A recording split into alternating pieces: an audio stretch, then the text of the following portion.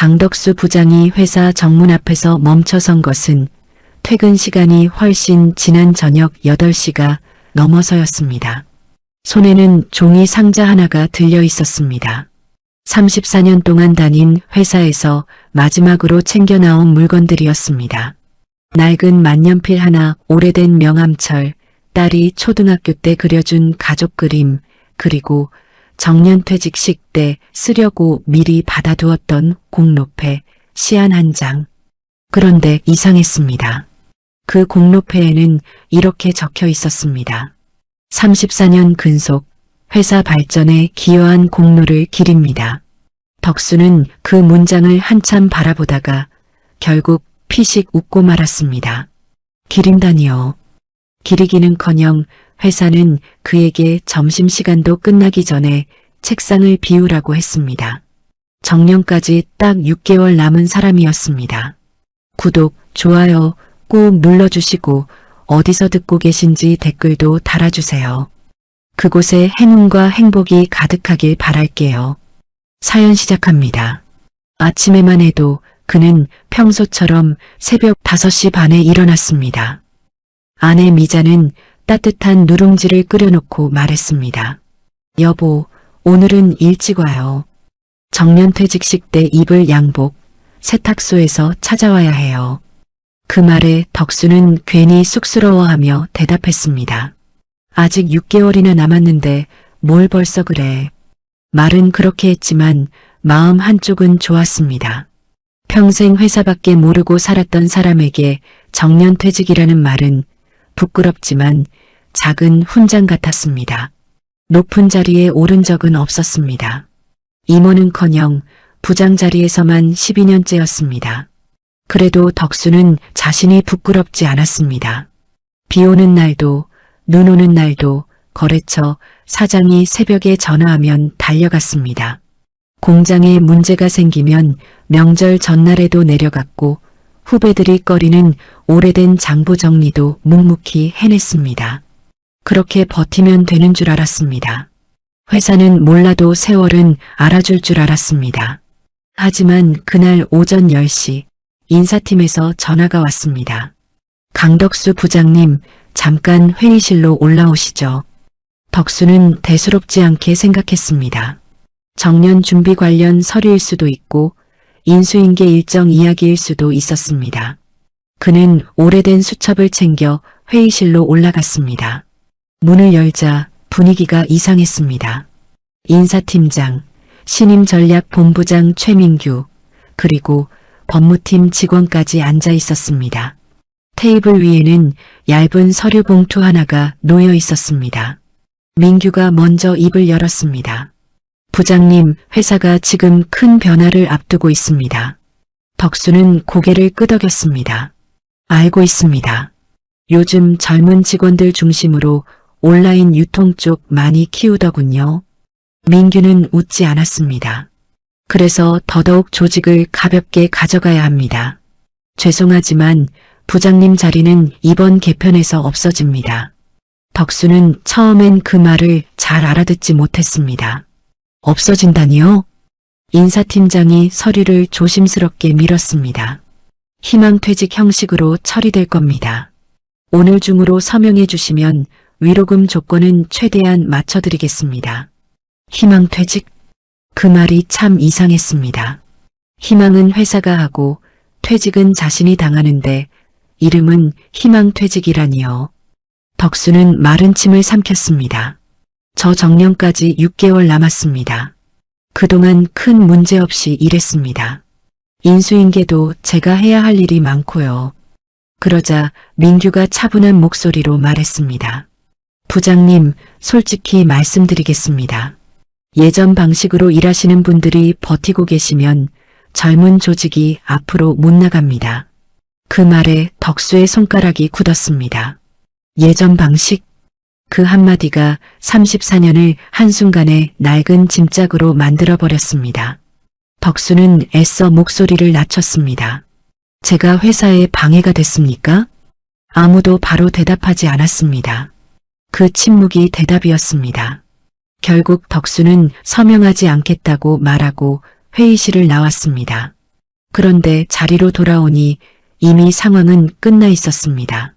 그의 사내 메일 계정은 잠겨 있었고 후배 하나가 어색한 얼굴로 다가와 말했습니다. 부장님 죄송합니다. 인사팀에서 오늘 안에 개인 물품 정리하시라고. 그 순간 덕수는 알았습니다. 이건 협의가 아니었습니다. 통보였습니다. 그는 말없이 책상 서랍을 열었습니다. 오래된 명함들이 한 움큼 나왔습니다. 지방 장류 공장 사장들, 콩농가 대표들, 물류기사들, 20년 넘게 함께 일한 사람들의 이름이었습니다. 덕수가 그 명함처를 상자에 넣으려는 순간 최민규가 다가왔습니다. 부장님, 그건 두고 가셔야 합니다. 덕수는 천천히 고개를 들었습니다. 이건 제 개인 수첩입니다. 거래처 정보가 들어있지 않습니까? 회사 자산입니다. 덕수는 한참 동안 민규를 바라보았습니다. 그제야 모든 게 또렷해졌습니다. 자신을 내보내려는 게 아니었습니다. 자신이 평생 발로 뛰며 쌓아온 사람들, 거래처, 노하우만 빼앗고 싶은 것이었습니다. 덕수는 조용히 명함처를 내려놓았습니다.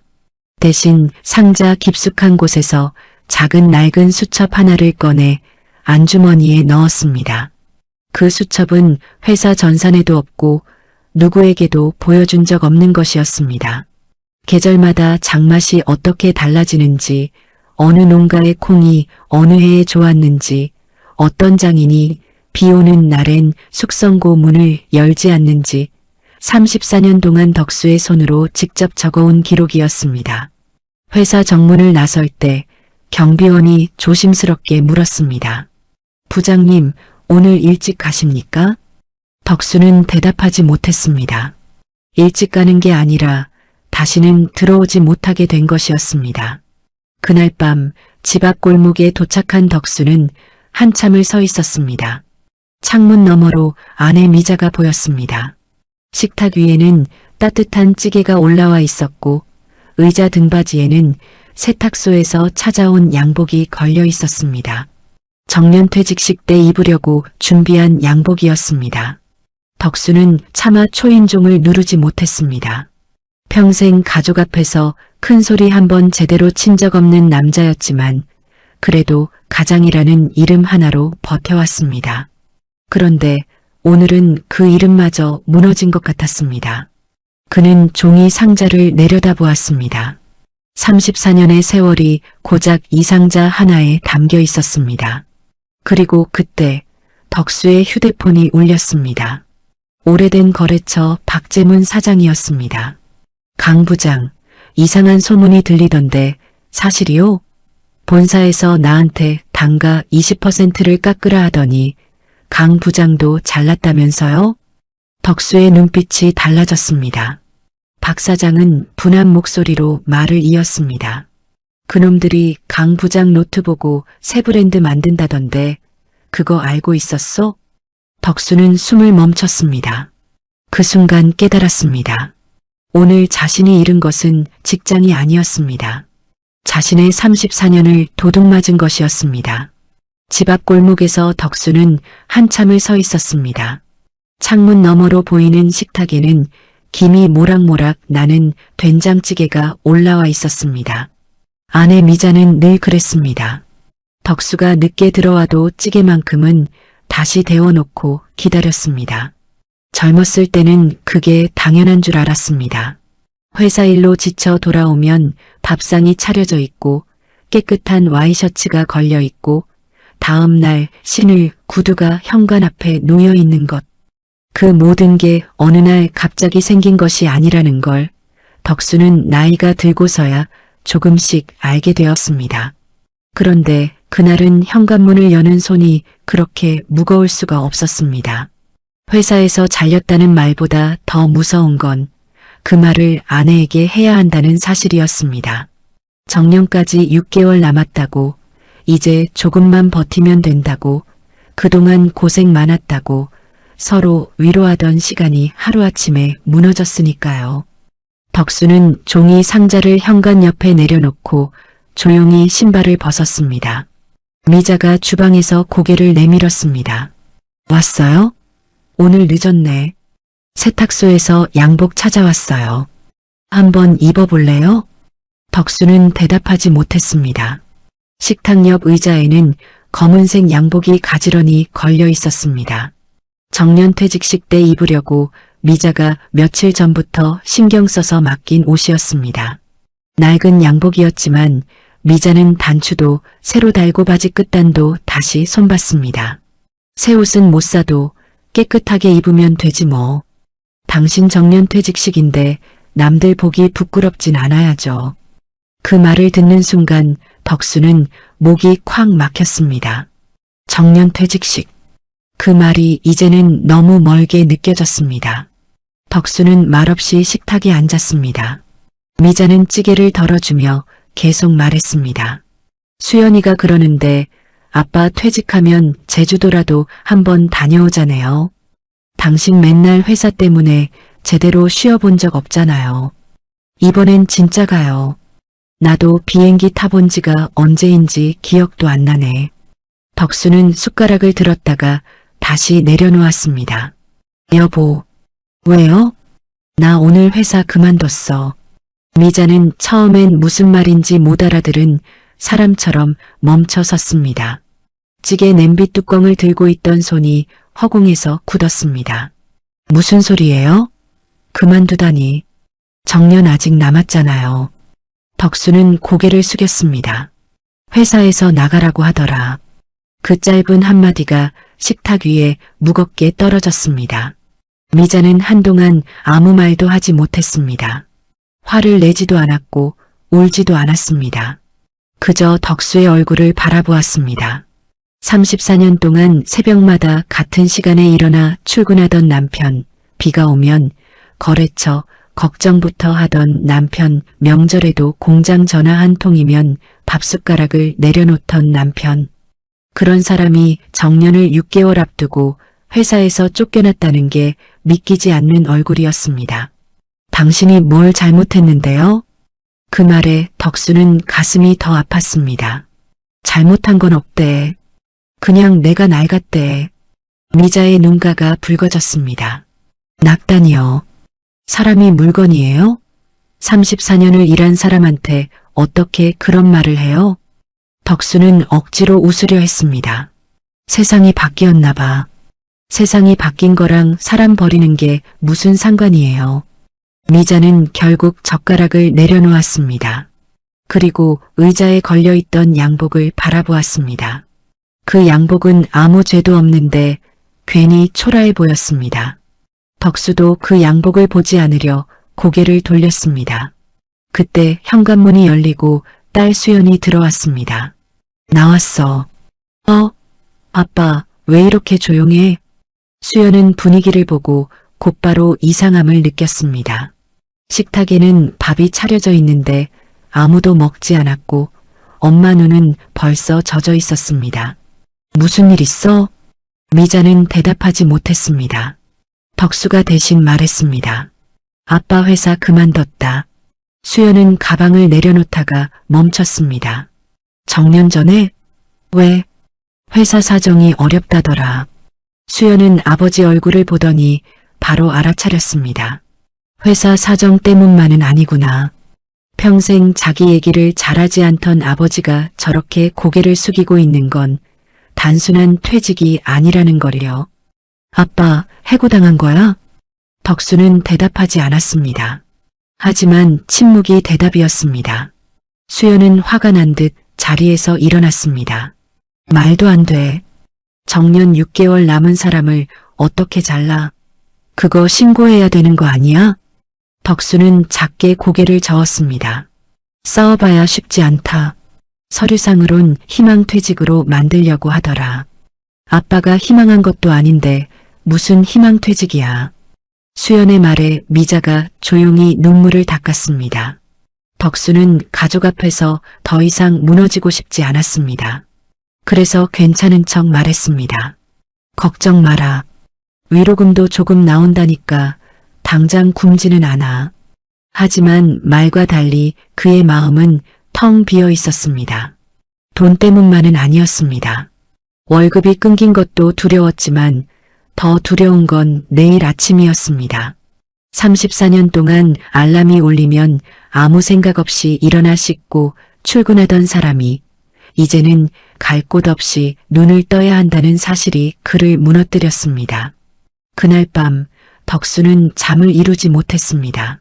거실에 나와 앉아 있으니 벽시계 초침 소리만 유난히 크게 들렸습니다.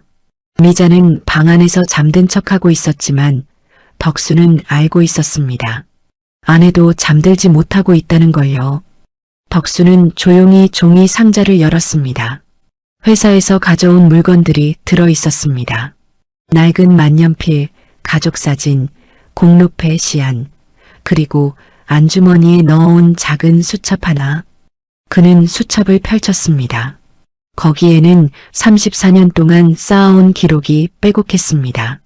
어느 해 겨울 콩값이 어떻게 움직였는지, 어느 지방 장인의 된장은 몇 달 숙성했을 때 가장 깊은 맛이 나는지, 어느 거래처 사장이 겉으로는 무뚝뚝해도 약속만큼은 칼같이 지키는 사람인지, 회사 전산에는 없고 젊은 임원들의 보고서에도 없는 것들이었습니다. 덕수는 한 장 한 장 넘기다가 오래전 박재문 사장과 함께 찍은 사진을 발견했습니다. 두 사람은 장독대 앞에 서 있었습니다. 덕수의 머리카락도 아직 검었고 박 사장의 얼굴도 지금보다 훨씬 젊었습니다. 사진 뒷면에는 덕수의 글씨로 이렇게 적혀 있었습니다. 좋은 장은 서두르지 않는다. 덕수는 그 문장을 오래 바라보았습니다. 그때 휴대폰이 다시 울렸습니다. 박재문 사장이었습니다. 덕수는 잠시 망설이다 전화를 받았습니다.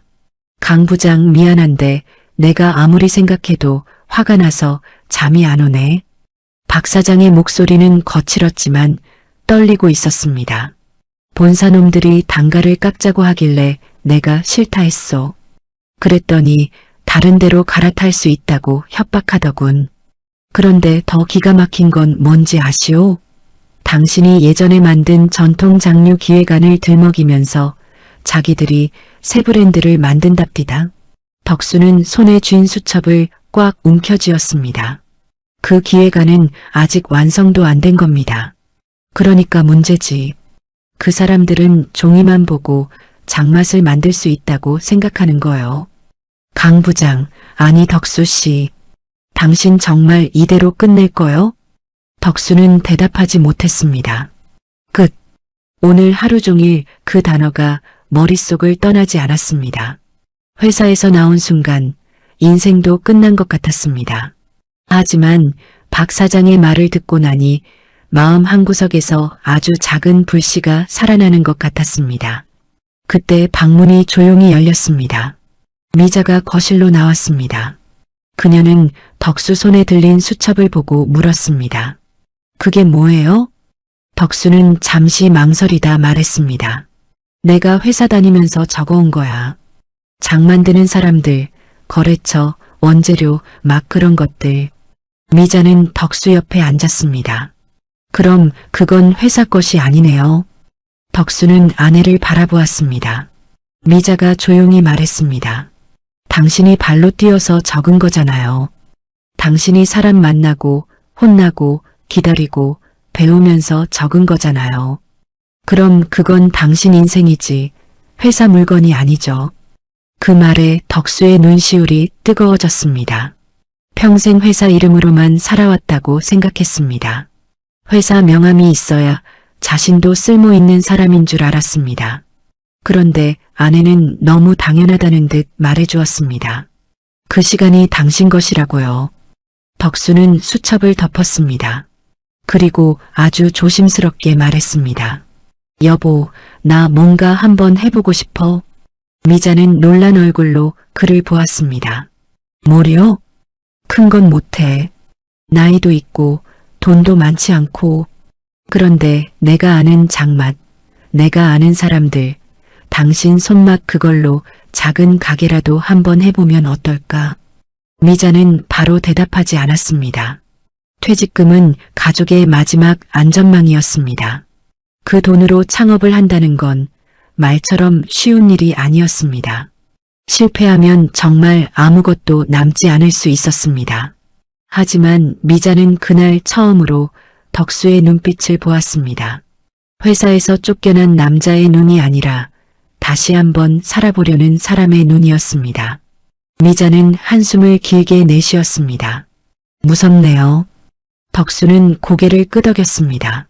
나도 무서워. 그래도 당신이 집에만 앉아서 무너지는 건 더 못 보겠어요. 덕수는 아무 말도 하지 못했습니다. 미자는 그의 손 위에 자기 손을 얹었습니다. 대신 약속해요. 혼자 짊어지지 말아요. 이번엔 회사 일이 아니라 우리 일이니까. 그 말에 덕수는 처음으로 작게 고개를 끄덕였습니다. 다음 날 아침 덕수는 알람이 울리기도 전에 눈을 떴습니다. 습관처럼 와이셔츠를 찾다가 멈췄습니다. 이제 입고 갈 회사가 없었습니다. 하지만 이상하게도 전날처럼 가슴이 무너지지는 않았습니다. 그는 식탁 위에 수첩을 펼쳐놓고 빈 종이에 천천히 글씨를 썼습니다. 덕순의 장독대. 글씨는 삐뚤었습니다. 계획도 부족했습니다. 돈도 넉넉하지 않았습니다. 하지만 덕수는 그 종이를 바라보며 오래간만에 숨을 깊게 들이마셨습니다. 회사는 그를 버렸습니다. 하지만 그의 손에 남은 것이 하나 있었습니다. 34년 동안 누구도 대신 살아주지 못한 시간. 덕수는 이제 그 시간으로 자기 이름을 건 첫 장사를 시작해보기로 했습니다. 덕수가 처음 가게 자리를 보러 간 곳은 동네 시장 끝자락이었습니다. 사람들이 많이 다니는 큰 길도 아니고 간판이 번쩍이는 번화가도 아니었습니다. 시장 안쪽으로 한참 들어가야 나오는 오래된 세탁소와 작은 떡집 사이의 빈 점포였습니다. 유리문에는 아직도 전세입자가 붙여놓은 페이더드한 시트지가 남아있었고 천장 모서리에는 습기가 먹은 자국도 보였습니다. 딸 수연은 보자마자 얼굴을 찌푸렸습니다.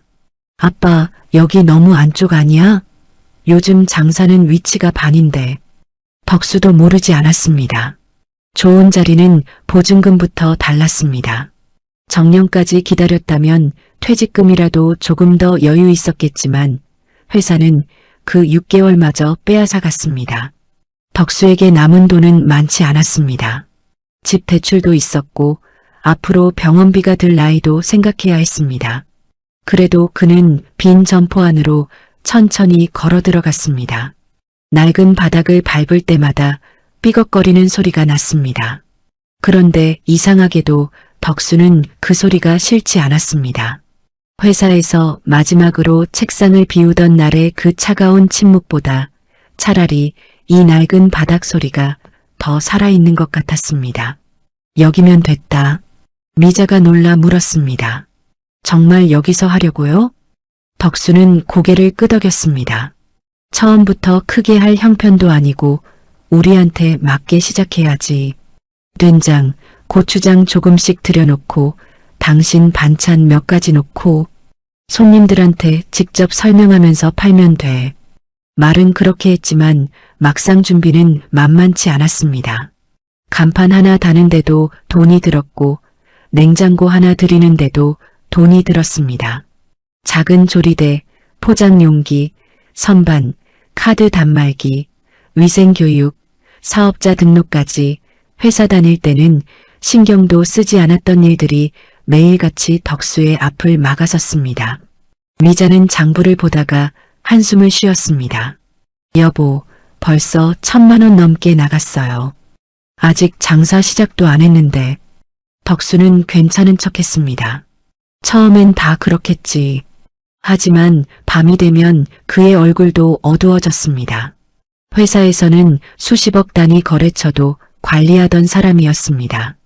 그런데 이제는 플라스틱 반찬통 100개 가격을 놓고도 몇 번씩 계산기를 두드렸습니다. 그 차이가 덕수를 초라하게 만들었습니다. 가게 이름은 결국 미자가 정했습니다. 덕순의 장독대. 수연은 촌스럽다며 웃었지만 미자는 고집을 꺾지 않았습니다. 요즘 세상에 멋있는 이름은 많아도 믿음 가는 이름은 별로 없어. 당신 이름 걸고 하는 거니까 이게 좋아요. 덕수는 그 말을 듣고 한동안 간판 시안을 바라보았습니다. 회사에서는 늘 한빛푸드 강덕수 부장이었습니다. 그런데 이제는 그냥 덕수였습니다. 뒤에 붙은 회사 이름도 부장이라는 직함도 없었습니다. 이상하게 허전하면서도 한편으로는 처음 자기 이름으로 서는 느낌이 들었습니다. 가게 문을 연 첫날 미자는 새벽부터 반찬을 만들었습니다. 멸치볶음, 무생채, 깻잎장아찌, 그리고 덕수가 박재문 사장에게 어렵게 부탁해 받아온 된장과 고추장이 선반에 놓였습니다. 덕수는 작은 앞치마를 두르고 가게 앞을 쓸었습니다. 그런데 오전 내내 손님이 거의 없었습니다. 지나가는 사람들은 간판을 한번 보고 그냥 지나쳤습니다. 어떤 사람은 가격표를 보더니 작게 말했습니다. 마트보다 비싸네. 그 말이 덕수의 귀에 박혔습니다. 덕수는 설명하고 싶었습니다. 이 된장은 공장에서 급하게 만든 게 아니라고, 콩부터 다르고 숙성 시간이 다르다고, 사람 손이 얼마나 들어가는지 말해주고 싶었습니다. 하지만 손님은 이미 등을 돌린 뒤였습니다. 점심 무렵 젊은 부부가 들어왔습니다. 덕수는 반가운 마음에 된장 이야기를 꺼냈습니다. 이건 충청도에서 2년 숙성한 된장인데요. 찌개 끓이면 끝맛이 텁텁하지 않고. 젊은 남자가 휴대폰을 보며 물었습니다. 혹시 리뷰 있어요? 리뷰요? 요즘은 후기 보고 사서요. 인터넷 판매도 하세요? 덕수는 말문이 막혔습니다. 수연이 옆에서 급히 끼어들었습니다. 이제 막 오픈해서 준비 중이에요. 부부는 알겠다며 나갔습니다. 빈손이었습니다. 덕수는 그날 처음으로 깨달았습니다. 좋은 물건을 가져다 놓는 것만으로는 부족했습니다.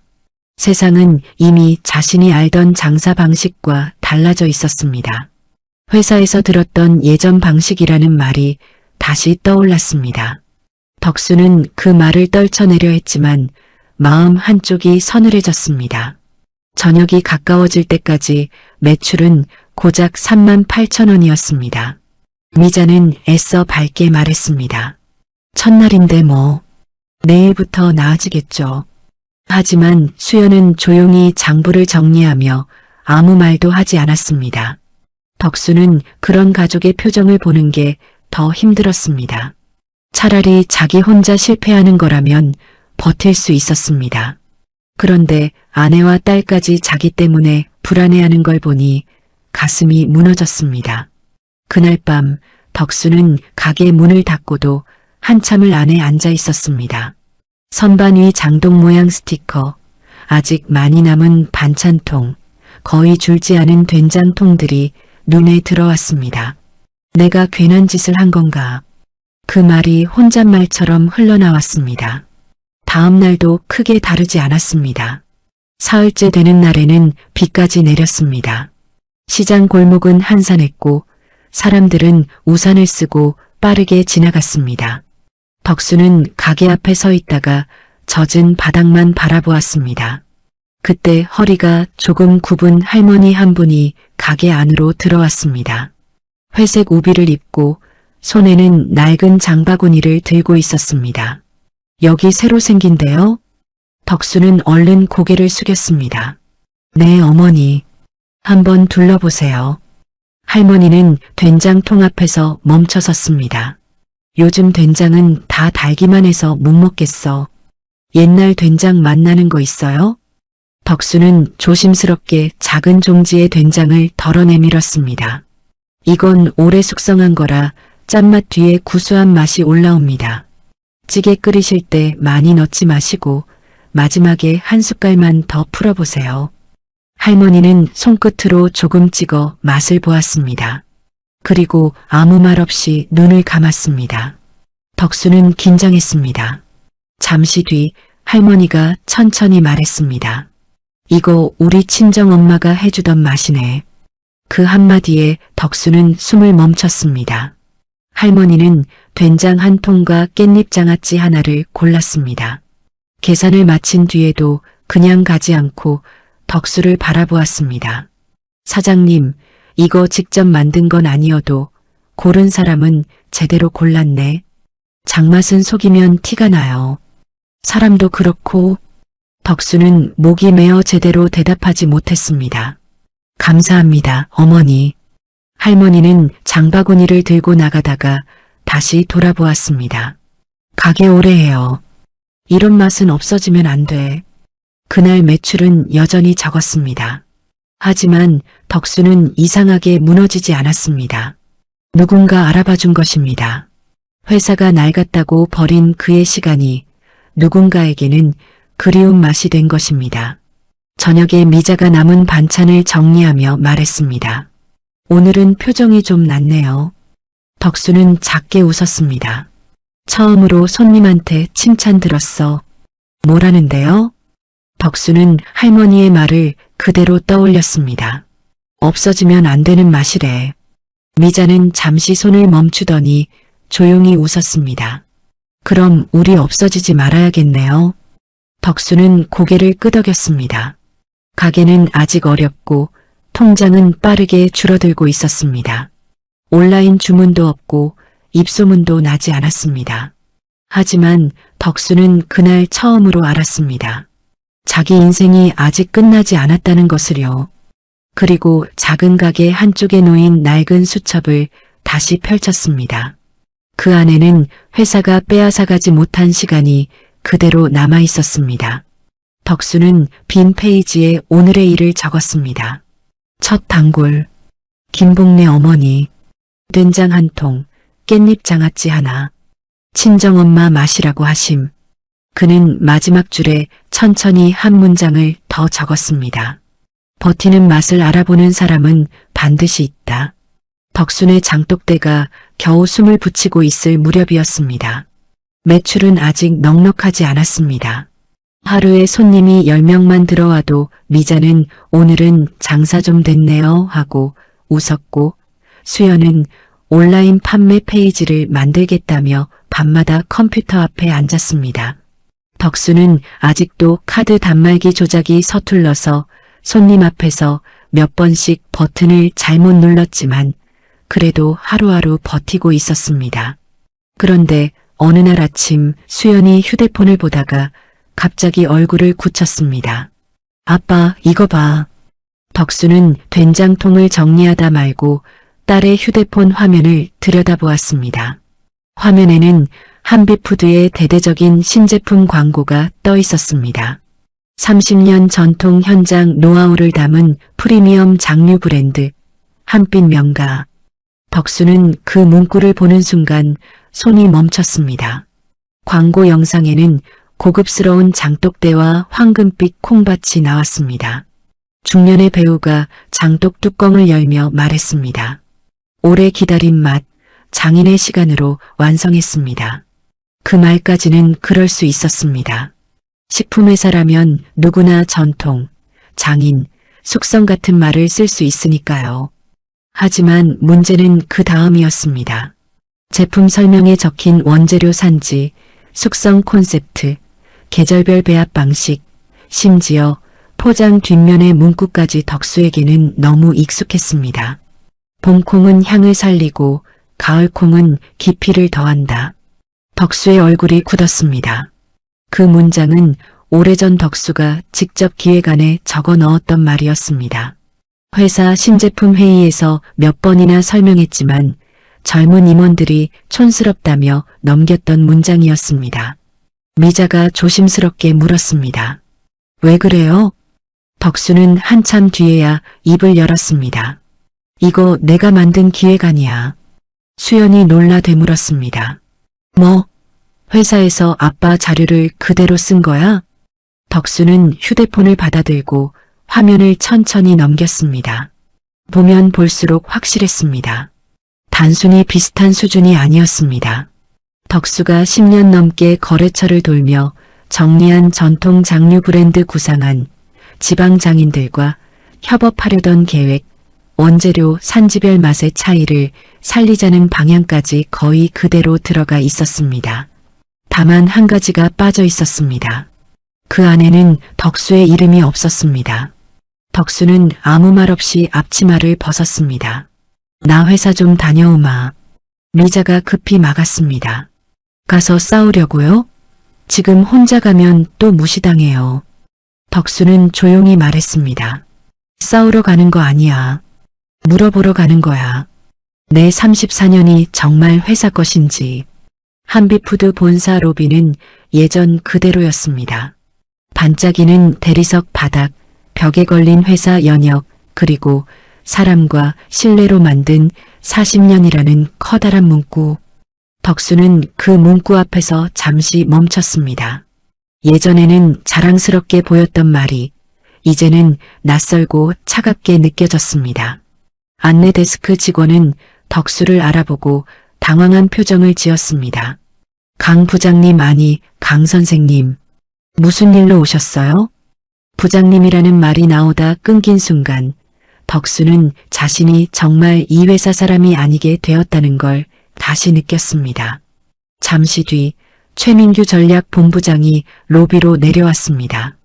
그는 덕수를 보자마자 불편한 기색을 감추지 않았습니다.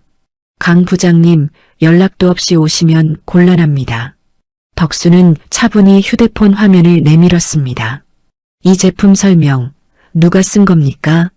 민규는 화면을 한번 보고도 태어냈습니다. 신제품 마케팅팀에서 정리했습니다. 봄콩은 향을 살리고 가을콩은 깊이를 더한다. 이 문장 제가 쓴 겁니다.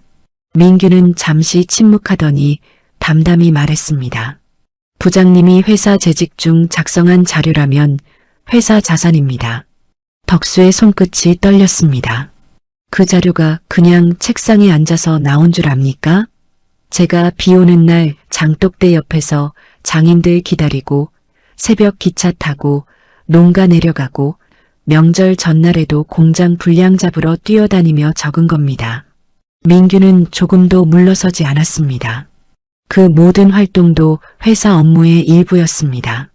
덕수는 그 말을 듣고 가만히 민규를 바라보았습니다. 회사 업무.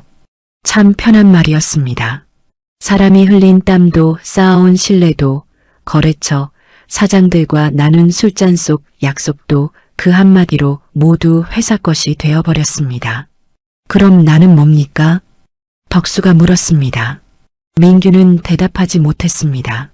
내가 34년 동안 쌓은 건 전부 회사 거고 나는 낡아서 버려도 되는 사람입니까? 그때 뒤쪽 엘리베이터 문이 열렸습니다. 장태호 회장이 임원들과 함께 걸어 나왔습니다. 덕수를 발견한 회장은 잠시 걸음을 멈췄지만 곧 아무렇지 않은 듯 웃었습니다. 강 부장, 새 출발했다더니 여기까지 무슨 일이야? 덕수는 회장을 향해 고개를 숙이지 않았습니다. 예전 같았으면 자동으로 허리가 굽었을 텐데 이상하게도 그날은 그러고 싶지 않았습니다.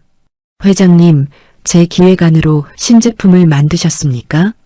회장은 표정 하나 바꾸지 않았습니다. 자네가 회사에서 만든 자료 아닌가? 회사는 자산을 활용한 것뿐이야. 그 안에 있는 거래처들과 장인들은 제 이름을 믿고 만난 사람들입니다. 회장은 낮게 웃었습니다. 강 부장, 아직도 순진하군. 사업은 사람 정으로 하는 게 아니야. 시스템으로 하는 거지. 그 말에 덕수는 더 이상 할 말이 없어졌습니다. 이 회사가 자신을 어떻게 생각했는지 이제는 너무 분명해졌기 때문입니다. 그는 조용히 몸을 돌렸습니다. 등 뒤에서 민규의 목소리가 들렸습니다. 부장님, 괜히 문제 만들지 마십시오. 법적으로 가도 쉽지 않으실 겁니다. 덕수는 멈춰섰습니다. 그리고 천천히 돌아보았습니다. 나도 알아요. 법으로는 어려울 거라는 거. 민규의 눈빛이 잠시 흔들렸습니다. 덕수는 이어 말했습니다. 그런데 장맛은 법으로 못 만듭니다. 그 한마디를 남기고 덕수는 회사를 나왔습니다. 본사 건물 밖으로 나오니 바람이 차가웠습니다. 덕수는 한동안 길가에 서 있었습니다. 분했습니다. 억울했습니다. 당장이라도 소리치고 싶었습니다. 하지만 이상하게 눈물은 나지 않았습니다. 오히려 마음이 서서히 가라앉았습니다. 그는 주머니에서 오래된 수첩을 꺼냈습니다. 회사가 가져간 기획안은 껍데기였습니다. 진짜는 이 수첩 안에 있었습니다. 그리고 그보다 더 중요한 것은 수첩에도 다 적히지 않은 기억이었습니다. 어느 장에는 장맛이 흐려지는 날이면 말수가 줄었습니다. 어느 농가는 비가 오래 온 해에는 콩을 서둘러 팔지 않았습니다. 어느 숙성고는 숫자상 온도는 맞아도 바람길이 막히면 맛이 죽었습니다. 그런 건 보고서에 적는다고 배울 수 있는 게 아니었습니다. 그날 저녁 덕수는 가게로 돌아왔습니다. 미자와 수연은 걱정스러운 얼굴로 기다리고 있었습니다. 어떻게 됐어요? 미자가 묻자 덕수는 조용히 앞치마를 다시 둘렀습니다. 가져갔더라. 내 기획안. 수연이 화를 참지 못하고 말했습니다. 고소하자. 언론에 제보하자. 그냥 넘어가면 안 돼. 덕수는 고개를 저었습니다. 싸울 거다. 그런데 그 사람들 방식으로는 안 싸워. 그럼 어떡해? 덕수는 선반위 된장통을 하나 내려놓았습니다. 그리고 뚜껑을 열어 냄새를 맡았습니다. 깊고 묵직한 향이 좁은 가게 안에 퍼졌습니다. 진짜 맛으로 싸울 거야. 미자는 말없이 덕수를 바라보았습니다. 그 사람들이 종이로 장맛을 만들 수 있다고 생각하면 나는 사람으로 장맛을 만들어 볼 거다. 내 이름 걸고 내가 아는 사람들과 함께. 그날 밤 덕수는 수첩을 펼쳐 박재문 사장에게 전화를 걸었습니다. 그리고 오랫동안 연락하지 못했던 장인들의 이름을 하나씩 짚어 내려갔습니다. 사장님, 나 덕수입니다. 회사 이름 아니고 그냥 강덕수요. 수화기 너머에서 잠시 침묵이 흘렀습니다. 그러다 박 사장의 낮고 굵은 목소리가 들렸습니다. 기다리고 있었소. 덕수의 눈빛이 조용히 달라졌습니다. 회사는 그의 기획안을 훔쳐갔습니다. 하지만 그들이 훔쳐가지 못한 것이 있었습니다. 덕수를 믿고 기다려준 사람들. 그날부터 덕수의 진짜 싸움이 시작되었습니다. 덕수는 그날부터 가게 문을 여는 시간이 조금 달라졌습니다. 예전에는 손님이 올까 안 올까만 바라보며 문을 열었다면 이제는 누구에게 어떤 장맛을 보여줄 수 있을지 생각하며 하루를 시작했습니다. 박재문 사장이 보내준 된장은 선반 맨 앞에 놓았고 미자는 새벽마다 무생채와 깻잎장아찌 멸치볶음을 조금씩 만들었습니다. 많이 만들 수는 없었습니다. 팔릴지 안 팔릴지도 모르는데 재료를 잔뜩 사둘 형편이 아니었으니까요. 그래도 덕수의 마음은 전보다 단단해졌습니다. 회사가 그의 기획안을 가져갔다는 사실은 여전히 분했습니다. 텔레비전만 틀면 한빛푸드의 새 장류 광고가 나왔고 배우는 근사한 목소리로 장인의 시간을 이야기했습니다. 그 말을 들을 때마다 덕수는 리모컨을 내려놓고 한참 말이 없었습니다. 하지만 이제는 무작정 억울해만 하지 않았습니다. 덕수는 매일 장독 앞에 써듯 된장통을 열어 향을 맡고 손님이 오면 한 사람 한 사람에게 설명했습니다. 어떤 된장은 찌개에 좋고 어떤 된장은 쌈장에 어울리며 어떤 고추장은 볶음 요리에 넣으면 텁텁하지 않다고 말해주었습니다. 문제는 여전히 손님이 많지 않다는 것이었습니다. 동네 어르신 몇 분이 단골처럼 찾아오기는 했지만 하루 매출은 아직도 들쭉날쭉했습니다. 어떤 날은 그나마 낫다가도 비가 오거나 시장이 한산한 날이면 반찬이 그대로 남았습니다. 남은 반찬을 보며 미자가 애써 웃었습니다. 오늘 저녁은 우리 집 반찬 걱정 없겠네요. 덕수는 그 농담이 더 미안했습니다. 수연은 그런 부모를 보며 답답해했습니다. 그녀는 퇴근 후 가게에 들러 사진을 찍고 온라인 판매 페이지를 만들고 짧은 홍보글도 올렸습니다. 하지만 반응은 거의 없었습니다. 아빠, 요즘은 그냥 좋은 물건이면 안 돼. 사람들이 왜 사야 하는지 이야기를 해줘야 해. 덕수는 고개를 갸웃했습니다. 된장이 된장이지 무슨 이야기가 필요하냐. 그게 문제야. 아빠가 알고 있는 건 많은데 말을 안 하잖아. 사람들은 그걸 몰라. 덕수는 쑥스럽게 웃었습니다. 내가 뭐 대단한 사람도 아니고. 수연은 그 말이 답답했습니다. 아버지는 늘 그랬습니다. 평생 남의 회사 이름으로 일하면서도 자기 이야기를 해본 적이 없었습니다. 거래처를 살리고 불량을 막고 장인들을 설득하고 회사의 매출을 지켜냈지만 정작 본인은 그런 게 특별한 일인 줄 몰랐습니다. 그날 오후 첫 단골이었던 김복래 할머니가 다시 가게를 찾아왔습니다. 손에는 작은 보온병이 들려 있었습니다. 지난번 된장으로 찌개 끓였는데 우리 영감이 밥을 2그릇 먹었어요. 요즘 입맛 없다더니. 덕수는 환하게 웃었습니다. 입에 맞으셨다니 다행입니다. 김복래 할머니는 가게 안을 둘러보더니 말했습니다. 근데 왜 이렇게 조용해요? 이런 맛이면 사람들이 줄 서야 하는데. 미자가 웃으며 대답했습니다. 아직 사람들이 잘 몰라서요.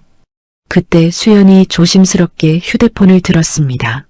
할머니, 혹시 아빠가 된장 설명하는 거 영상으로 찍어도 될까요? 그냥 가게 소개용으로요.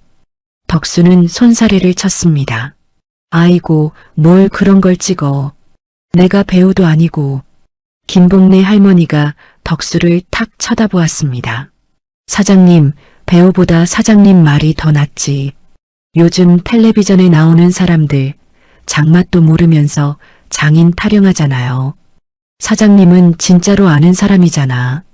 그 말에 덕수는 더 거절하지 못했습니다. 수연은 카메라를 켰습니다.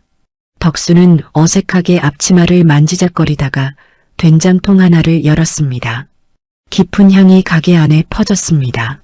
이 된장은요, 빨리 만든 게 아닙니다. 요즘은 뭐든 빨라야 한다고 하지만 된장은 빨리 만들면 맛이 얕아집니다. 사람도 그렇고 장도 그렇고 버티는 시간이 있어야 깊어집니다. 수연의 손이 멈칫했습니다. 덕수는 카메라를 의식하지 못한 채 계속 말했습니다. 저도 회사에서 오래 일했습니다. 오래 일하면 언젠가는 알아줄 줄 알았는데 꼭 그렇지만은 않더군요. 그래도 이 장을 보면 그런 생각이 듭니다. 오래 묵었다고 다 버릴 건 아니구나. 시간이 지나야 제맛이 나는 것도 있구나. 김복래 할머니는 고개를 끄덕이며 말했습니다. 맞아요. 사람도 오래 산 맛이 있는 거예요. 그 짧은 영상은 원래 수연이 가게 계정에만 올리려던 것이었습니다. 제목도 특별하지 않았습니다. 정년 앞두고 퇴직한 아버지가 고른 된장 이야기. 수연은 크게 기대하지 않았습니다. 그런데 그날 밤 이상한 일이 벌어졌습니다. 조회수가 조금씩 올라가기 시작했습니다. 처음에는 100회, 300회, 500회였습니다. 수연은 신기하다고 생각했습니다. 그런데 자정이 가까워지자 조회수가 1만 회를 넘겼습니다. 댓글도 빠르게 달렸습니다. 우리 아버지 생각나서 울컥했어요. 오래 묵었다고 버릴 게 아니라는 말이 너무 와닿네요.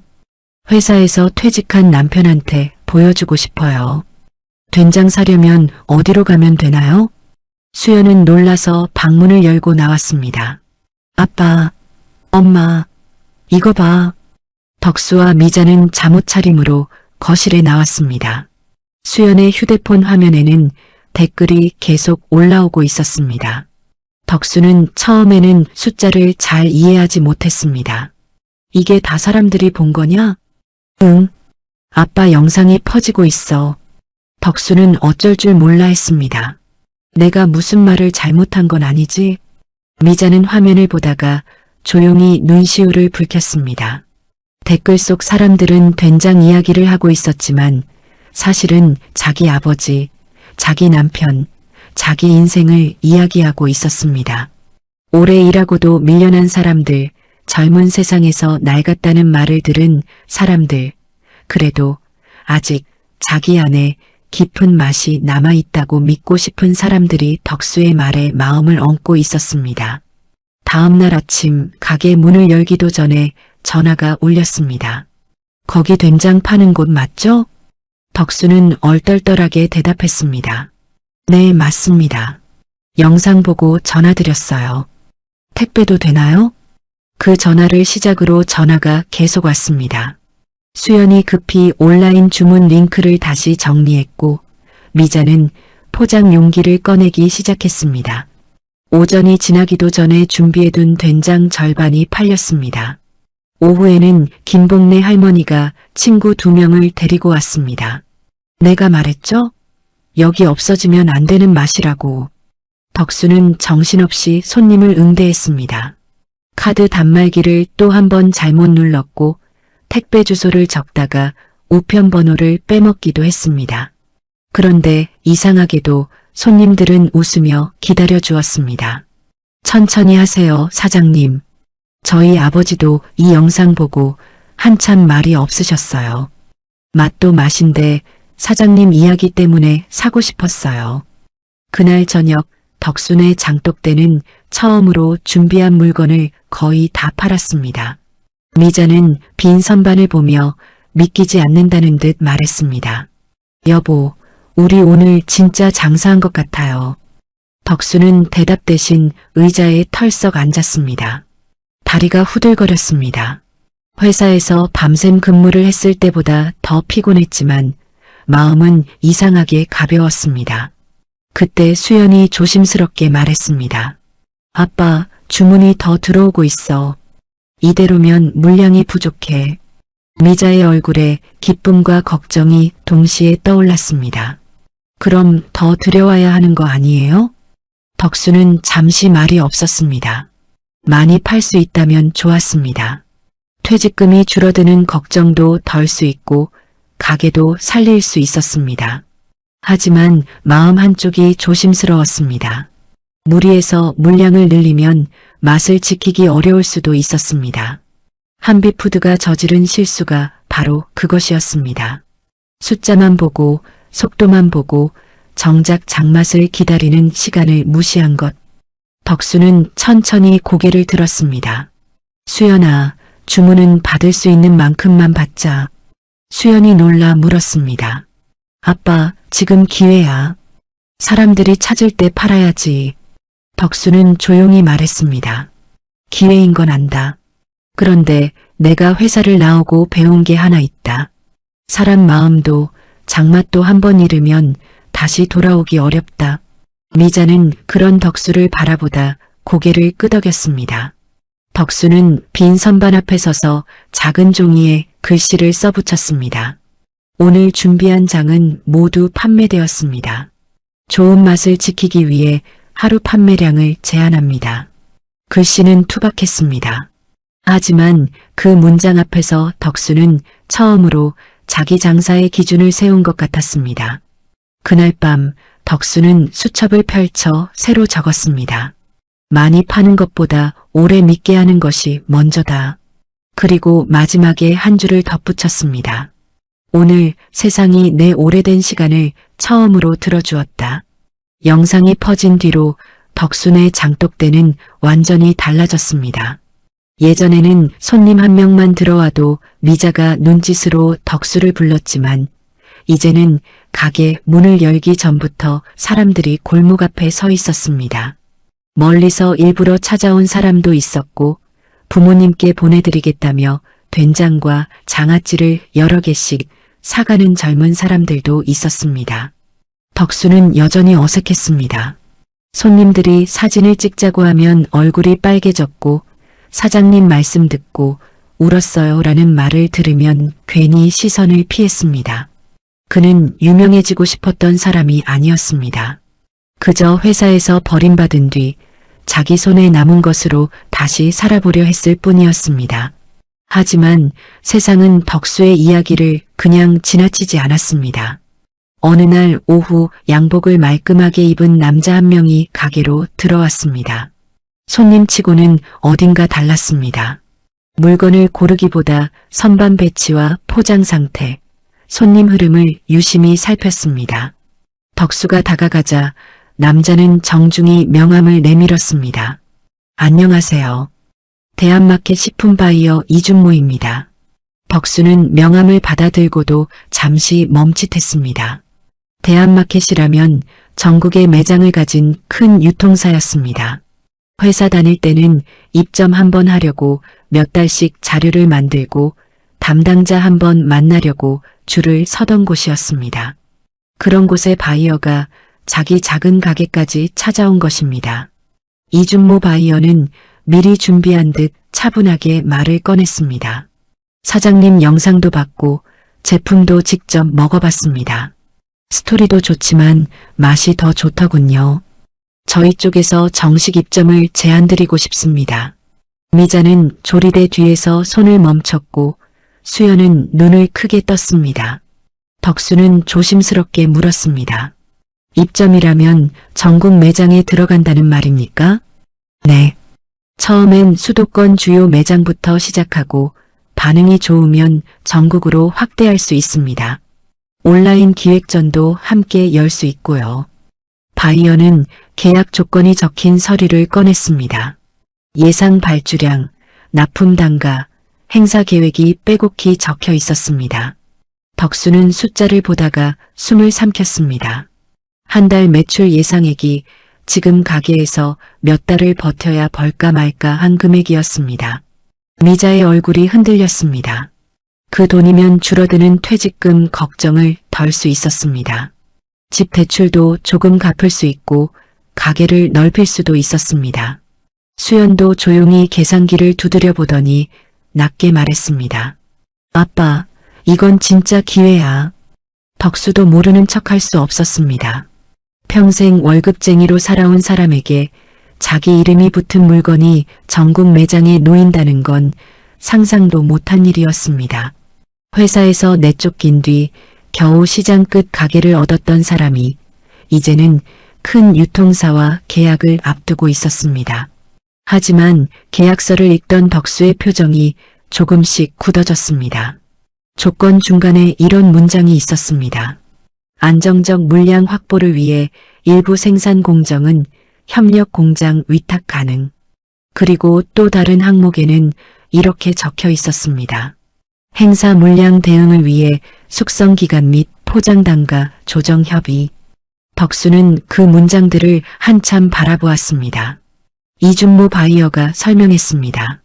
사장님, 품질을 낮추자는 뜻은 아닙니다. 다만 유통 물량을 맞추려면 일정 부분 표준화가 필요합니다. 숙성 기간도 너무 길면 단가가 안 맞고요. 소비자들이 다 그 차이를 아는 건 아니니까요. 소비자들이 다 그 차이를 아는 건 아니다. 그 말이 덕수의 마음에 걸렸습니다. 어디서 많이 들어본 말 같았습니다. 한빛푸드 회의실에서 최민규가 했던 말과 비슷했습니다. 소비자는 모른다. 숫자가 중요하다. 시스템이 중요하다. 맛은 포장과 광고로 만들 수 있다. 덕수는 조용히 계약서를 덮었습니다. 생각할 시간을 좀 주십시오. 바이어는 여유 있게 웃었습니다. 물론입니다. 다만 이 기회는 오래 열려 있지 않습니다. 요즘 반응이 뜨거울 때 움직여야 합니다. 그 말이 끝나고 바이어가 돌아간 뒤 가게 안은 한동안 조용했습니다. 미자가 먼저 입을 열었습니다. 여보, 난 솔직히 욕심나요. 덕수는 고개를 들었습니다. 미자는 미안한 얼굴로 말을 이었습니다.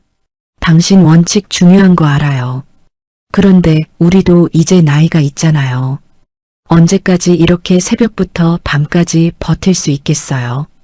돈 벌 기회가 왔을 때 잡아야 하는 거 아닌가 싶어요. 수연도 조심스럽게 덧붙였습니다. 아빠, 꼭 나쁜 제안은 아니야. 공정만 잘 관리하면 더 많은 사람들이 아빠 장을 먹을 수 있잖아. 덕수는 대답하지 못했습니다. 둘의 말도 맞았습니다. 원칙만 붙잡고 있다가 가게가 무너지면 아무 소용이 없었습니다. 세상에 알려질 기회를 놓치면 다시는 이런 기회가 오지 않을 수도 있었습니다. 그날 밤 덕수는 혼자 가게에 남았습니다. 불 꺼진 시장 골목에는 간판 몇 개만 희미하게 빛나고 있었습니다. 덕수는 선반 앞에 서서 된장통을 하나 열었습니다. 깊은 냄새가 올라왔습니다. 그 향을 맡자 박재문 사장의 얼굴이 떠올랐습니다. 장독대 앞에서 몇십 년을 버틴 사람. 비가 오면 장독 뚜껑을 열지 않고 콩 상태가 마음에 들지 않으면 납품을 미루던 사람. 덕수는 박 사장에게 전화를 걸었습니다. 사장님, 나 큰 유통사에서 제안이 왔습니다. 수화기 너머에서 박 사장이 잠시 조용해졌습니다. 좋은 일이구먼. 그런데 목소리가 왜 그 모양이요? 덕수는 계약 조건을 설명했습니다.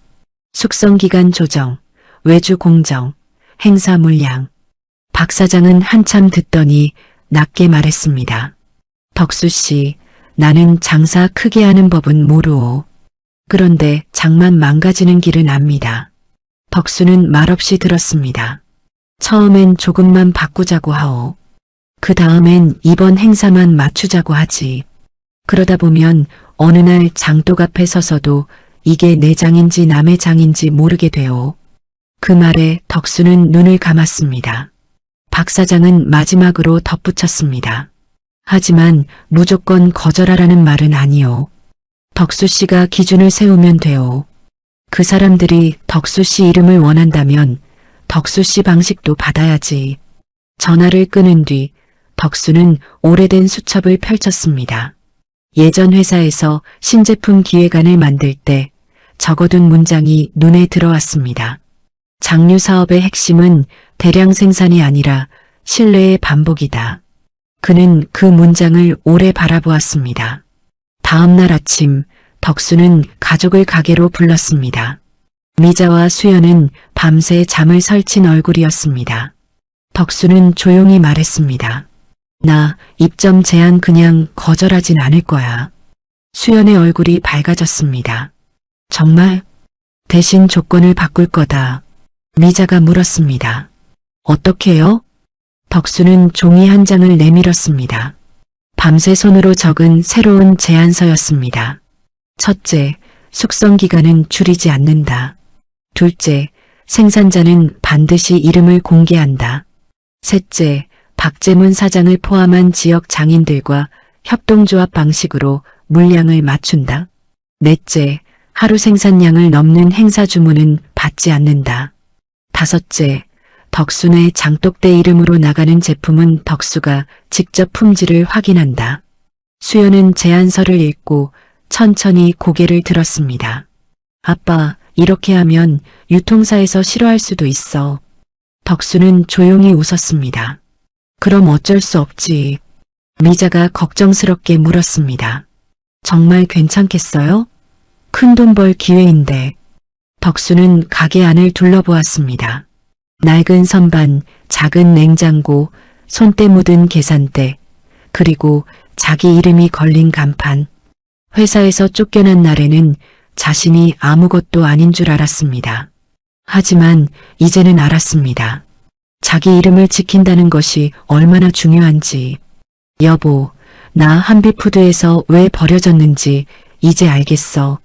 그 사람들은 오래된 걸 낡았다고 봤어. 그런데 나는 그 오래된 것 때문에 다시 살아났어. 그러니까 내 손으로 그걸 망치면 안 되지. 미자는 더 이상 말리지 않았습니다. 며칠 뒤 이준모 바이어가 다시 찾아왔습니다. 덕수는 수정한 제안서를 내밀었습니다. 바이어는 읽는 동안 몇 번이나 눈썹을 찌푸렸습니다. 사장님, 이렇게 하면 물량 확대가 쉽지 않습니다. 덕수는 고개를 끄덕였습니다.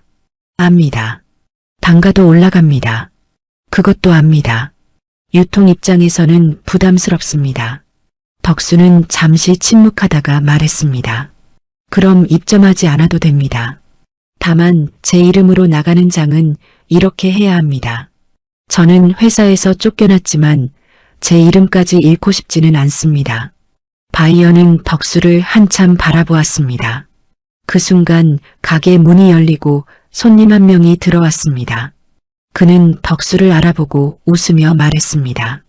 사장님, 저희 아버지가 이 된장만 찾으세요. 오래 기다려도 괜찮으니까 2통 예약할 수 있을까요? 덕수는 손님에게 고개를 숙였습니다. 기다려주셔서 감사합니다. 바이어는 그 장면을 말없이 지켜보았습니다. 그리고 계약서를 다시 접었습니다. 사장님, 저희도 다시 검토해 보겠습니다. 솔직히 이런 조건은 처음입니다. 그런데 그래서 더 가능성이 있을지도 모르겠습니다. 바이어가 돌아간 뒤 덕수는 긴 숨을 내쉬었습니다. 계약이 성사된 것도 아니고 돈이 들어온 것도 아니었습니다. 하지만 덕수는 이상하게 마음이 편했습니다. 적어도 이번에는 남의 기준에 끌려가지 않았습니다. 그날 덕수는 수첩에 이렇게 적었습니다. 큰 길로 가는 것보다 내 발자국을 잃지 않는 것이 먼저다. 그리고 그 아래에 한 줄을 더 남겼습니다. 오늘 나는 돈보다 이름을 먼저 지켰다. 덕순의 장독대가 하루 판매량을 제한한다는 소식은 오히려 사람들의 마음을 더 움직였습니다. 처음에는 수연도 걱정했습니다. 요즘 세상에 기다리라고 하면 손님들이 다른 데로 가버릴 줄 알았습니다. 그런데 이상하게도 사람들은 떠나지 않았습니다. 오히려 댓글에는 이런 말들이 달렸습니다. 빨리 보내달라는 말 못하겠네요. 제대로 만든다니 기다리겠습니다. 요즘 세상에 하루 판매량 제한이라니 더 믿음이 가요. 우리 아버지가 이 집 된장 먹고 예전 만난다고 하셨어요. 덕수는 그런 댓글을 볼 때마다 쑥스러워했습니다. 여전히 휴대폰 화면을 오래 들여다보는 건 힘들었고 주문 관리도 수연이 없으면 버벅거렸습니다. 그래도 그는 매일 아침 수첩을 펼쳐 주문량과 재고를 직접 확인했습니다. 오늘은 된장 20통까지만 보내자. 수연이 말했습니다. 아빠, 30통까지는 가능할 것 같은데? 덕수는 고개를 저었습니다. 가능한 거랑 제대로 하는 건 다르다. 우리가 지칠 정도로 하면 맛이 먼저 흔들려. 예전 회사에서는 이런 말을 해도 아무도 귀담아 듣지 않았습니다. 생산량, 납기, 매출 목표가 늘 먼저였습니다. 하지만 이제 덕수는 자기 이름으로 장사를 하고 있었습니다. 그래서 더 조심스러웠습니다. 자기 이름을 걸고 판다는 건 돈을 받는 일이 아니라 책임을 지는 일이었습니다. 며칠 뒤 대한마켓 바이어 이준모에게서 다시 연락이 왔습니다. 덕수의 조건을 내부에서 검토했고 처음에는 어렵다는 의견이 많았지만 일부 매장에서 시범 판매를 해보자는 결정이 났다는 것이었습니다. 단 대량 행사는 하지 않고 덕수가 제안한 대로 생산자 이름과 숙성 기간을 공개하는 방식이었습니다. 미자는 전화를 끄는 덕수의 얼굴을 보고 물었습니다. 됐어요? 덕수는 천천히 고개를 끄덕였습니다. 작게 시작하자고 하네. 미자는 그제야 환하게 웃었습니다. 수연은 그 자리에서 손뼉을 쳤습니다. 아빠, 이건 진짜 큰일이야. 아빠 방식이 통했다는 거잖아. 덕수는 웃었지만 마음 한편은 무거웠습니다. 큰 길이 열릴수록 실수하면 안 된다는 부담도 커졌기 때문입니다. 그는 곧바로 박재문 사장에게 전화했습니다. 사장님, 우리끼리 감당할 수 있는 만큼만 합시다. 욕심내지 말고요. 박 사장은 껄껄 웃었습니다. 덕수 씨가 그 말할 줄 알았소. 그래서 내가 믿는 거요. 그렇게 덕순의 장독대는 조금씩 자리를 잡아갔습니다. 가게 한쪽에는 박재문 사장의 이름과 사진이 걸렸습니다. 어떤 콩을 쓰는지, 몇 달을 숙성했는지, 어떤 음식에 어울리는지도 손글씨로 적어두었습니다. 손님들은 그 앞에서 오래 머물렀습니다. 예전에는 장류를 그냥 가격으로 비교했다면 이제는 누가 만들었고 어떤 시간을 지나왔는지 묻기 시작했습니다. 그런데 그 무렵 한빛푸드 본사에서는 전혀 다른 일이 벌어지고 있었습니다. 한빛푸드의 새 브랜드 한빛 명가는 출시 초반만 해도 대성공처럼 보였습니다. 유명 배우를 앞세운 광고, 대형마트 행사, 홈쇼핑 특가 판매까지 이어지면서 매출은 빠르게 올라갔습니다. 장태호 회장은 임원회의에서 최민규를 공개적으로 칭찬했습니다. 봤나? 오래된 사람 하나 정리하고 시스템으로 돌리니까 이렇게 결과가 나오잖아. 회의실에 앉아있던 임원들은 박수를 쳤습니다. 최민규도 미소를 지었습니다. 하지만 그의 책상 위에는 며칠 전부터 올라오기 시작한 소비자 불만 보고서가 쌓이고 있었습니다. 처음에는 사소한 문제처럼 보였습니다. 된장색이 지난번과 다릅니다. 맛이 너무 짜고 끝맛이 씁니다. 포장이 부풀어 오른 제품이 있습니다. 같은 제품인데 냄새가 이상합니다. 마케팅팀은 대수롭지 않게 넘기려 했습니다. 대량 판매를 하다 보면 일부 불만은 늘 있다는 것이었습니다.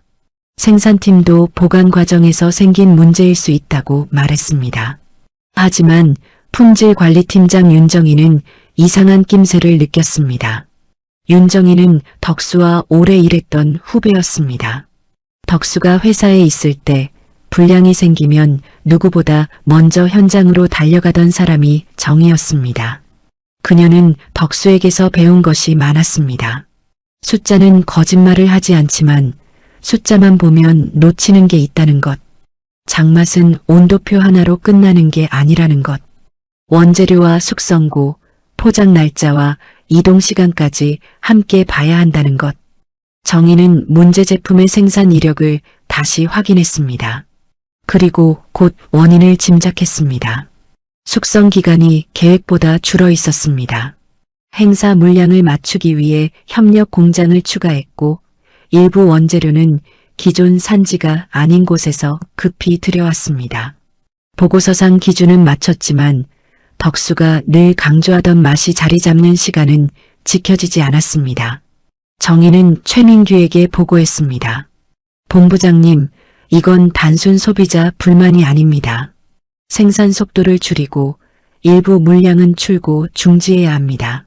민규는 보고서를 넘기며 얼굴을 굳혔습니다. 지금 출고 중지하면 손해가 얼마인지 압니까? 다음 주 홈쇼핑 물량도 잡혀 있습니다. 그 물량 나가면 문제가 더 커질 수 있습니다. 정 팀장님, 기준치 초과 나온 거 있습니까? 정희는 잠시 말을 멈췄습니다. 아직 법적 기준을 넘은 건 아닙니다. 하지만 맛과 품질이 흔들리고 있습니다. 민규는 차갑게 말했습니다. 소비자가 맛 조금 다르다고 회사가 멈출 수는 없습니다. 일단 고객 보관 문제로 대응하세요. 정희는 믿을 수 없다는 듯 그를 바라보았습니다. 보관 문제가 아닙니다. 우리가 무리한 겁니다. 민규의 표정이 딱딱해졌습니다.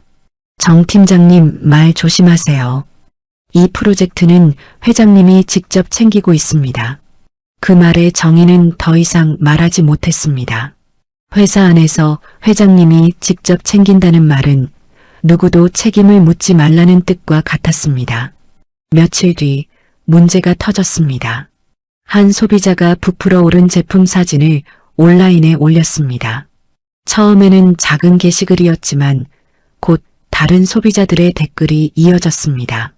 맛이 이상했다는 사람, 냄새가 달랐다는 사람, 광고와 실제 제품이 다르다는 사람들이 하나둘 나타났습니다. 그 게시글 아래 누군가가 덧붙였습니다. 이거 그 해고된 부장님 기획안 베꼈다는 회사 제품 아닌가요? 순식간에 분위기가 바뀌었습니다. 사람들은 한빛푸드의 광고 문구와 덕순의 장독대 영상을 비교하기 시작했습니다. 오래 기다린 맛, 장인의 시간, 현장 노하우 같은 말들이 오히려 조롱거리가 되었습니다. 댓글은 빠르게 늘어났습니다. 진짜 장인은 작은 가게에 있고 대기업은 말만 훔쳐갔네. 오래 기다린 맛이라더니 왜 이렇게 급하게 만들었나요? 덕수 사장님은 하루 판매량 제한하는데 여긴 행사 물량부터 뽑았네. 한빛푸드 홍보팀은 급히 게시글을 내리려 했지만 이미 늦었습니다. 소비자들은 제품 회수 요청을 하기 시작했고 몇몇 매장은 판매를 잠정 중단했습니다. 최민규는 그제야 덕수가 남기고 간 자료를 다시 펼쳤습니다. 그는 처음엔 이해할 수 없었습니다.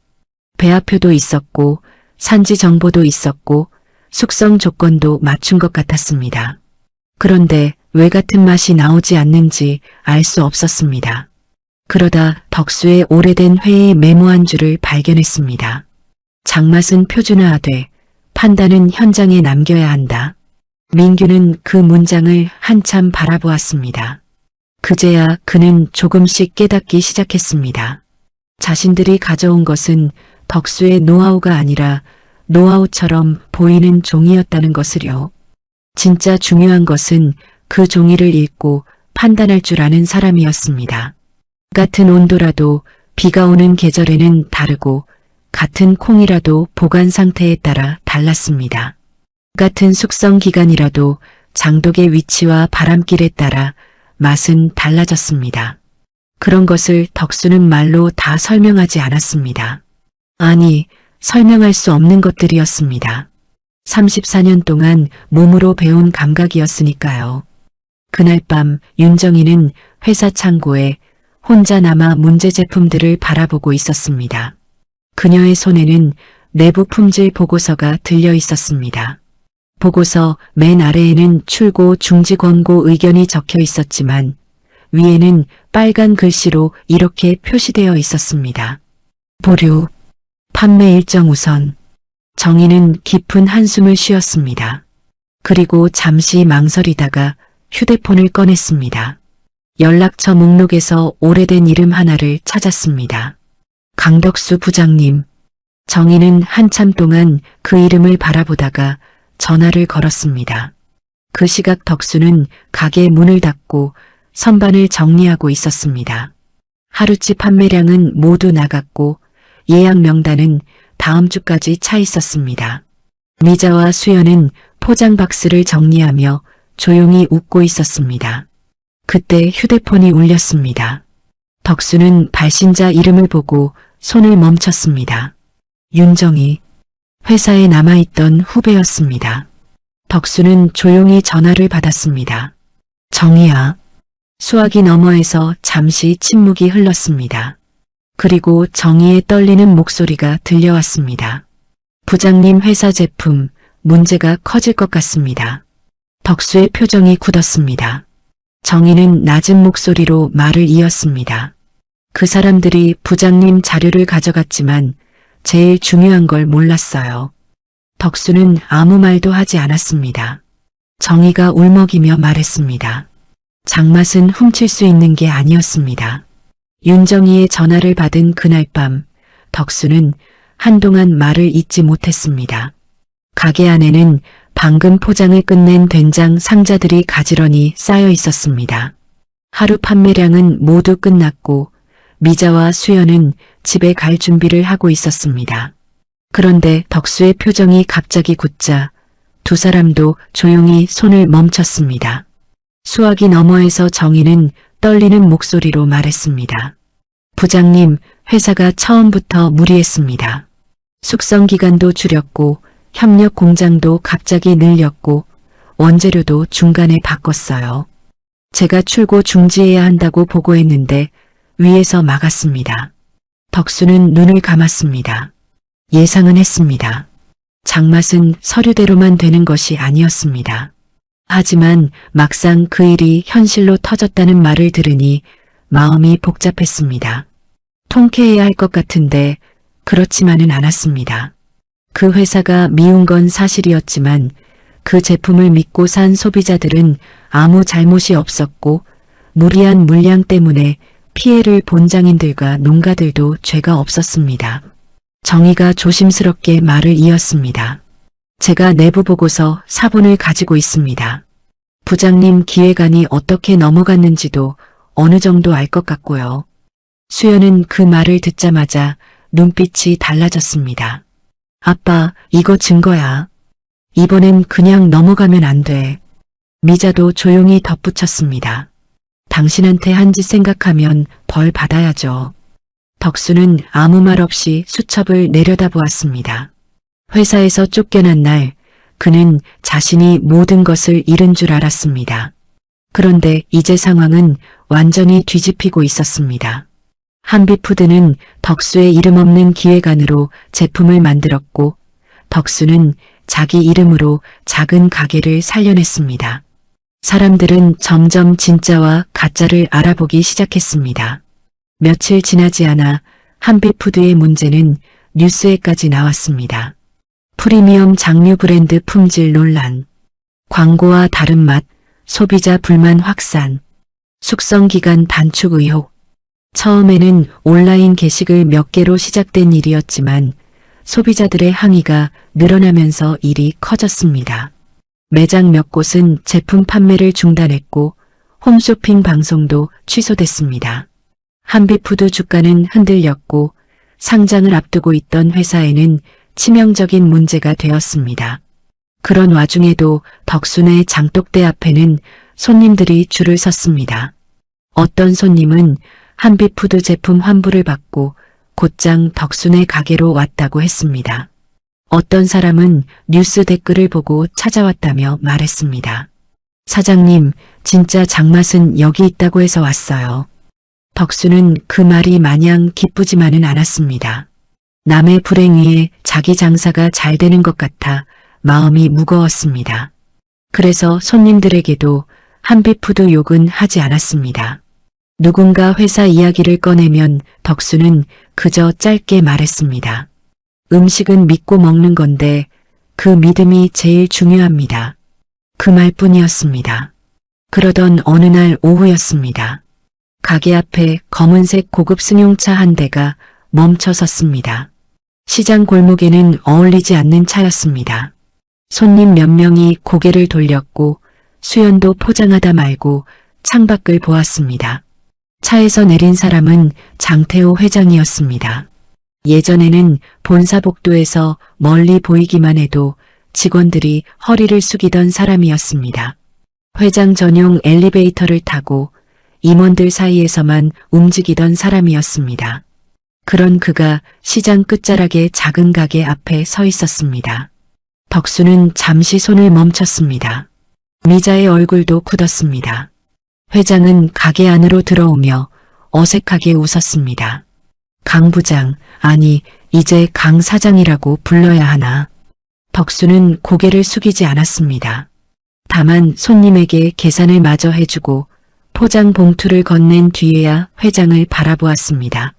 무슨 일로 오셨습니까? 회장은 가게 안을 둘러보았습니다. 낡은 선반, 손글씨 안내문, 벽에 걸린 생산자 사진, 그리고 작은 계산대. 예전 같으면 눈길도 주지 않았을 공간이었습니다. 하지만 지금 그 작은 가게가 자신의 회사를 흔들고 있었습니다. 회장은 낮은 목소리로 말했습니다. 잠깐 이야기 좀 하지. 덕수는 손님들이 있는 가게 안쪽을 바라보다가 말했습니다. 여기서 하시죠. 숨길 이야기 아니면. 회장의 표정이 살짝 굳었습니다. 예전의 덕수라면 감히 이렇게 말하지 못했을 것입니다. 하지만 이제 덕수는 회사 명함으로 서 있는 사람이 아니었습니다. 자기 이름으로 손님 앞에 서 있는 사람이었습니다. 회장은 억지로 웃으며 말을 꺼냈습니다. 강 사장, 회사가 좀 어려운 상황이야. 자네도 뉴스 봤겠지. 봤습니다. 자네가 우리 제품 품질 개선 자문을 좀 맡아주면 좋겠네. 보수는 섭섭지 않게 주겠네. 원하면 별도 법인도 만들어줄 수 있고 지분도 줄 수 있어. 수연의 눈이 커졌습니다. 지분, 법인, 보수. 평생 월급쟁이로 살았던 덕수 가족에게는 쉽게 흘려들을 수 없는 말이었습니다. 미자도 순간 흔들린 듯 덕수를 바라보았습니다. 하지만 덕수는 회장의 눈을 똑바로 보았습니다. 회장님, 말하게. 지금 저를 찾아오신 겁니까? 아니면 제 노하우를 찾아오신 겁니까? 회장은 대답하지 못했습니다. 덕수는 천천히 말을 이었습니다. 회장님은 저를 낡았다고 버리셨습니다. 그런데 제 수첩에 적힌 말들은 필요하셨죠. 제가 만난 장인들, 제가 다닌 농가, 제가 밤새워 만든 기획안은 필요하셨고요. 회장은 불편한 듯 시선을 돌렸습니다. 그때는 회사 입장에서 어쩔 수 없는 선택이었네. 아닙니다. 어쩔 수 없었던 게 아닙니다. 쉬운 선택을 하신 겁니다. 사람은 버리고 결과만 가져가는 선택이요. 가게 안이 조용해졌습니다. 손님들도 숨을 죽인 채 두 사람을 바라보고 있었습니다. 회장은 목소리를 낮췄습니다. 강 사장, 감정은 이해하네. 하지만 지금은 서로 도울 때야. 자네도 더 크게 성장할 수 있고 우리도 위기를 넘길 수 있어. 지난 일은 적당히 정리하고 가세. 그 말에 덕수의 표정이 차갑게 가라앉았습니다. 적당히요? 회장은 대답하지 않았습니다. 덕수는 선반 위 된장통을 하나 내려놓았습니다. 그리고 뚜껑을 열었습니다. 깊고 묵직한 장 냄새가 가게 안에 퍼졌습니다. 이 장 하나가 나오기까지 얼마나 많은 사람이 기다렸는지 아십니까? 콩 심은 농부, 장 담근 사람, 숙성고 지킨 사람, 비 오는 날 장독 뚜껑 닫으러 뛰어간 사람. 그런데 회사는 그 사람들 단가부터 깎았습니다. 그리고 광고에는 장인의 시간이라고 썼죠. 회장의 얼굴이 굳었습니다. 덕수는 조용히 말했습니다. 제가 도와드릴 수는 있습니다. 하지만 조건이 있습니다. 회장은 급히 물었습니다. 말해보게.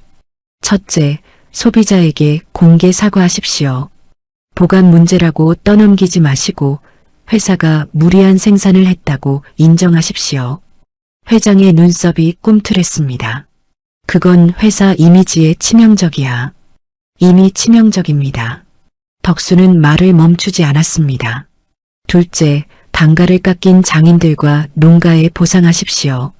박재문 사장님을 포함해서 이번 일로 피해본 사람들에게 제대로 사과하고 정산하십시오. 회장은 입술을 굳게 다물었습니다. 셋째, 앞으로 생산자 이름과 숙성 기간을 제품에 공개하십시오. 소비자가 무엇을 먹는지 알게 하십시오. 회장은 짧게 웃었습니다. 강 사장, 그건 회사 경영을 바꾸라는 말이야. 덕수는 고개를 끄덕였습니다. 맞습니다.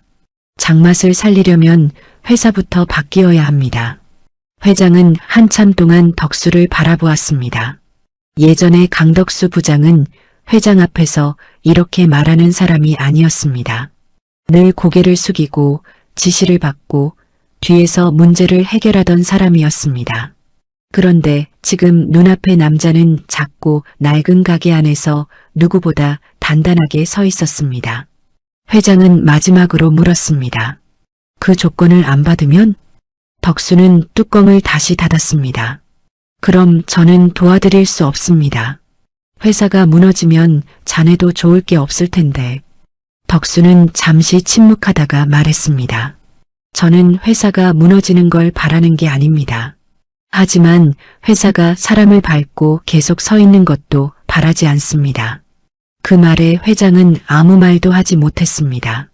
잠시 뒤 그는 자리에서 일어났습니다. 들어올 때보다 훨씬 굳은 얼굴이었습니다. 가게 문을 나서기 전 회장은 덕수를 돌아보았습니다. 강 사장, 자네 많이 변했군. 덕수는 조용히 대답했습니다. 아닙니다. 회장님이 이제야 저를 제대로 보신 겁니다. 회장이 떠난 뒤 가게 안에는 한동안 정적이 흘렀습니다. 미자는 덕수를 바라보다가 조용히 말했습니다. 여보, 방금 정말 멋있었어요. 수연도 눈시울이 붉어진 채 웃었습니다. 아빠, 나 오늘 아빠가 부장님이 아니라 진짜 사장님 같았어. 덕수는 쑥스럽게 고개를 돌렸습니다. 손은 조금 떨리고 있었습니다. 회장 앞에서 큰 소리친 게 처음이었으니까요. 하지만 이상하게 후회는 없었습니다. 그날 밤 덕수는 수첩을 펼쳤습니다. 그리고 천천히 적었습니다. 회장이 찾아왔다. 예전 같으면 고개부터 숙였을 것이다. 그는 잠시 멈췄다가 마지막 줄을 덧붙였습니다. 오늘 나는 회사 사람이 아니라 내 이름으로 선 사람이었다. 장태호 회장이 다녀간 뒤 덕순의 장독대는 더 이상 조용한 동네 가게가 아니었습니다. 시장 사람들은 수군거렸고 단골 손님들은 걱정 반 기대 반으로 덕수를 바라보았습니다. 검은 승용차를 타고 온 회장이 작은 가게 안에서 덕수에게 고개를 숙였다는 소문은 순식간에 퍼졌습니다. 누군가는 통쾌하다고 했고 누군가는 이제 한빛푸드가 제대로 망할 거라고 말했습니다. 수연도 처음에는 그렇게 생각했습니다. 아빠, 지금이야. 윤정희 팀장님이 준 내부 보고서도 있고 아빠 기획안 도용한 정황도 있잖아. 언론에 제대로 터뜨리면 회사 끝장이야. 미자도 조용히 말했습니다. 나도 솔직히 그 사람들이 벌 받았으면 좋겠어요. 당신이 집 앞에서 상자 들고 서 있던 날 생각하면 아직도 속이 뒤집혀요. 덕수는 아무 말 없이 가게 안쪽 테이블에 앉아 있었습니다. 그의 앞에는 윤정희가 건네준 내부 보고서와 한빛푸드의 공개 사과 초안이 놓여 있었습니다. 보고서에는 출고 중지 권고가 묵살된 흔적, 무리한 생산 일정, 숙성 기간, 단축 기록이 적혀 있었습니다. 마음만 먹으면 이 자료로 회사를 더 깊은 수렁에 밀어넣을 수 있었습니다. 그리고 솔직히 덕수도 그러고 싶은 마음이 없지 않았습니다. 정년을 6개월 앞둔 사람에게 하루아침에 나가라고 했던 회사였습니다. 34년의 시간을 낡았다고 했고 수첩과 거래처를 회사 자산이라며 빼앗으려 했습니다. 그들이 만든 제품이 무너지는 걸 보는 일은 억울했던 덕수에게 늦게 찾아온 정의처럼 느껴질 수도 있었습니다. 하지만 덕수는 쉽게 결정을 내리지 못했습니다. 그날 저녁 박재문 사장이 가게로 찾아왔습니다. 그는 손에 작은 종이봉투 하나를 들고 있었습니다. 안에는 오래 숙성한 된장 한 통이 들어 있었습니다. 덕수 씨, 이건 내가 따로 챙겨온 거요. 마음 복잡할 때는 좋은 장 냄새 한번 맡아보는 게 낫지. 덕수는 쓴웃음을 지었습니다. 사장님, 제가 뭘 어떻게 해야 할지 모르겠습니다. 박 사장은 덕수 맞은편에 앉았습니다. 복수하고 싶소? 덕수는 바로 대답하지 않았습니다. 하고 싶죠. 사람인데요. 그럼 하면 되지 않소? 덕수는 고개를 저었습니다. 그런데 회사가 무너지면 그 안에 있는 사람들도 다 같이 무너질 겁니다. 정의 같은 후배들도 있고 공장 직원들도 있고 납품 기다리는 농가들도 있습니다. 회장 한 사람 벌주자고 그 사람들까지 다 길바닥에 앉게 만드는 게 맞는지 모르겠습니다. 박 사장은 한동안 말이 없었습니다. 그러다 천천히 고개를 끄덕였습니다. 덕수 씨는 아직도 회사 걱정을 하는구먼. 덕수는 씁쓸하게 웃었습니다. 회사 걱정이 아니라 사람 걱정입니다. 그 말에 박 사장은 조용히 된장통 뚜껑을 열었습니다. 깊고 묵직한 향이 퍼졌습니다. 좋은 장은 화가 나도 서두르지 않소. 급하게 끓이면 짜기만 하지. 덕수 씨도 그렇게 하면 돼요. 벌줄 사람은 벌주되 살릴 사람은 살리는 쪽으로. 그날 밤 덕수는 오래도록 잠들지 못했습니다. 그는 수첩을 펼쳐 자신이 처음 회사에 들어갔던 날을 떠올렸습니다. 젊은 시절의 덕수는 회사가 곧 세상인 줄 알았습니다. 상사가 시키면 뛰었고 거래처가 화를 내면 고개를 숙였고 문제가 생기면 자기 몸으로 막았습니다. 그렇게 살다 보니 어느새 머리가 휘어졌고 회사는 그를 낡았다고 버렸습니다. 그런데 지금 자신이 하려는 일은 회사보다 더 큰 것이었습니다. 자기 이름을 되찾는 것, 그리고 이름 없이 일하던 사람들의 이름을 지켜주는 것. 다음 날 아침 덕수는 가족을 불렀습니다. 수연은 밤새 정리한 제보 자료를 들고 있었습니다. 미자도 굳은 얼굴로 앉아 있었습니다. 덕수는 조용히 말했습니다. 언론에는 필요한 만큼만 공개하자. 수연이 놀라 물었습니다. 필요한 만큼? 제품 문제가 왜 생겼는지 회사가 책임져야 한다는 건 분명히 알려야 해. 하지만 회사를 무너뜨리는 게 목적이 되면 안 된다. 수연은 답답한 듯 말했습니다. 아빠, 그 사람들은 아빠 무너지는 거 신경도 안 썼어. 덕수는 딸을 바라보았습니다. 그래서 내가 그 사람들하고 똑같이 하면 뭐가 남겠니? 수연은 아무 말도 하지 못했습니다.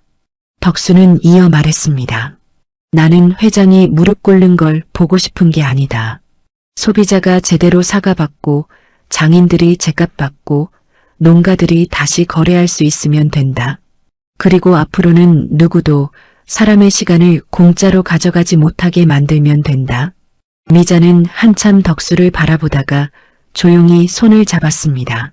당신답네요. 며칠 뒤 한빛푸드는 공식 기자회견을 열었습니다.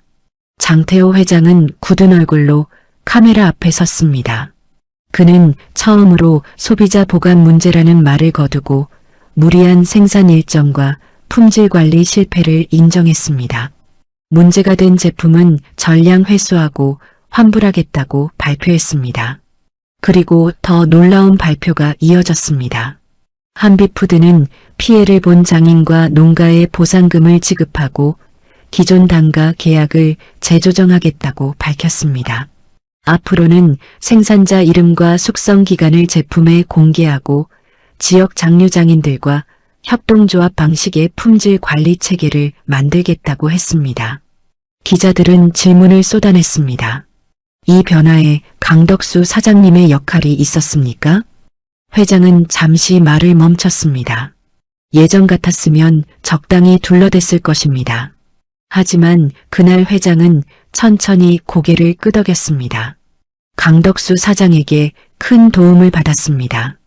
그리고 과거 회사가 그의 경험과 노고를 제대로 존중하지 못한 점도 사과드립니다. 그 장면을 덕순의 가게에서 보던 미자는 조용히 눈물을 닦았습니다. 수연은 입술을 꾹 깨물고 화면을 바라보았습니다. 덕수는 아무 말 없이 서 있었습니다. 그토록 듣고 싶었던 사과였습니다. 하지만 막상 듣고 나니 속이 후련하기보다 마음이 조용해졌습니다. 복수의 기쁨이 아니라 긴 세월 끝에 겨우 제자리를 찾은 느낌이었습니다. 기자회견이 끝난 뒤 최민규가 가게를 찾아왔습니다. 그는 예전처럼 반듯한 양복을 입고 있었지만 표정은 완전히 달라져 있었습니다. 덕수 앞에 선 민규는 한참 망설이다가 허리를 숙였습니다. 죄송합니다. 덕수는 그를 말없이 바라보았습니다. 민규는 고개를 든 뒤 낮은 목소리로 말했습니다. 저는 숫자만 봤습니다. 보고서에 적힌 말만 보면 다 아는 줄 알았습니다. 부장님이 쌓아온 시간이 뭔지 몰랐습니다. 덕수는 조용히 물었습니다. 이제는 알겠습니까? 민규는 고개를 끄덕였습니다. 조금은 알 것 같습니다. 제가 훔치려 했던 건 노하우가 아니라 사람의 시간이었습니다. 덕수는 한숨을 길게 내쉬었습니다. 민규 씨, 세상은 빠르게 바뀝니다. 그걸 모르는 건 아닙니다. 나도 배워야 할 게 많고요. 하지만 빠르다는 이유로 오래된 사람을 함부로 밀어내면 언젠가 회사도 뿌리를 잃습니다. 민규는 다시 고개를 숙였습니다. 배우겠습니다. 그 말에 덕수는 잠시 침묵하다가 선반 위 작은 된장통 하나를 건넸습니다. 가져가요. 이건 박재문 사장님이 만든 겁니다. 먹어보고 보고서 말고 맛으로 먼저 기억해요. 민규는 두 손으로 그것을 받았습니다. 그날 이후 한빛푸드는 덕순의 장독대와 정식으로 협약을 맺었습니다. 하지만 덕순은 회사 자문이라는 이름을 거절했습니다. 대신 지역 장인들과 농가가 주체가 되는 협동조합을 만들고 한빛푸드는 그 제품을 정당한 가격으로 유통하는 역할만 맡게 했습니다. 제품 포장 앞면에는 처음으로 생산자 이름이 들어갔습니다. 박재문 장인, 숙성 24개월, 충청 해콩 사용. 작은 글씨였지만 덕수에게는 그것이 어떤 상장보다 값졌습니다. 그날 저녁 덕수는 가게 문을 닫고 밖으로 나왔습니다.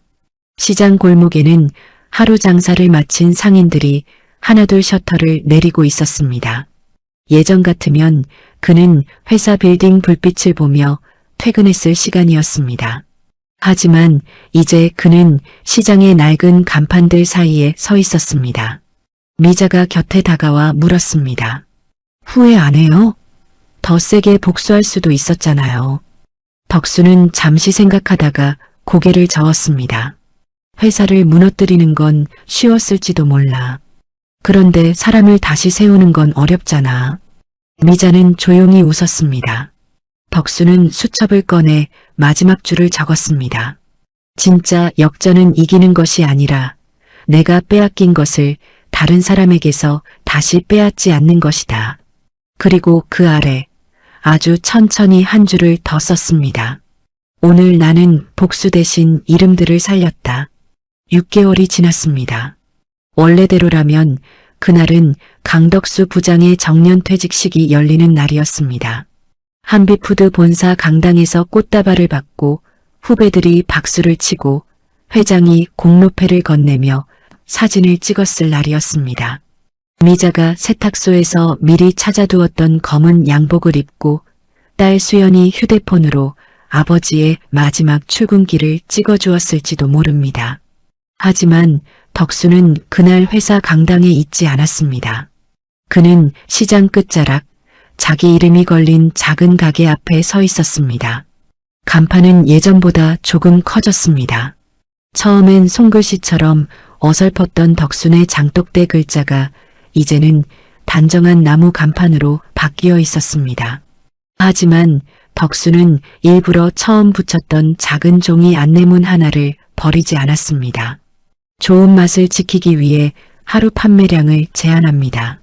글씨는 바래고 모서리는 조금 찢어졌지만 덕수는 그것을 새 간판 옆에 그대로 붙여두었습니다.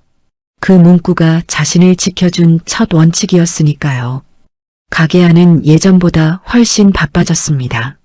미자는 손님들에게 반찬을 설명하며 웃고 있었고 수연은 온라인 주문과 예약 명단을 확인하느라 정신이 없었습니다.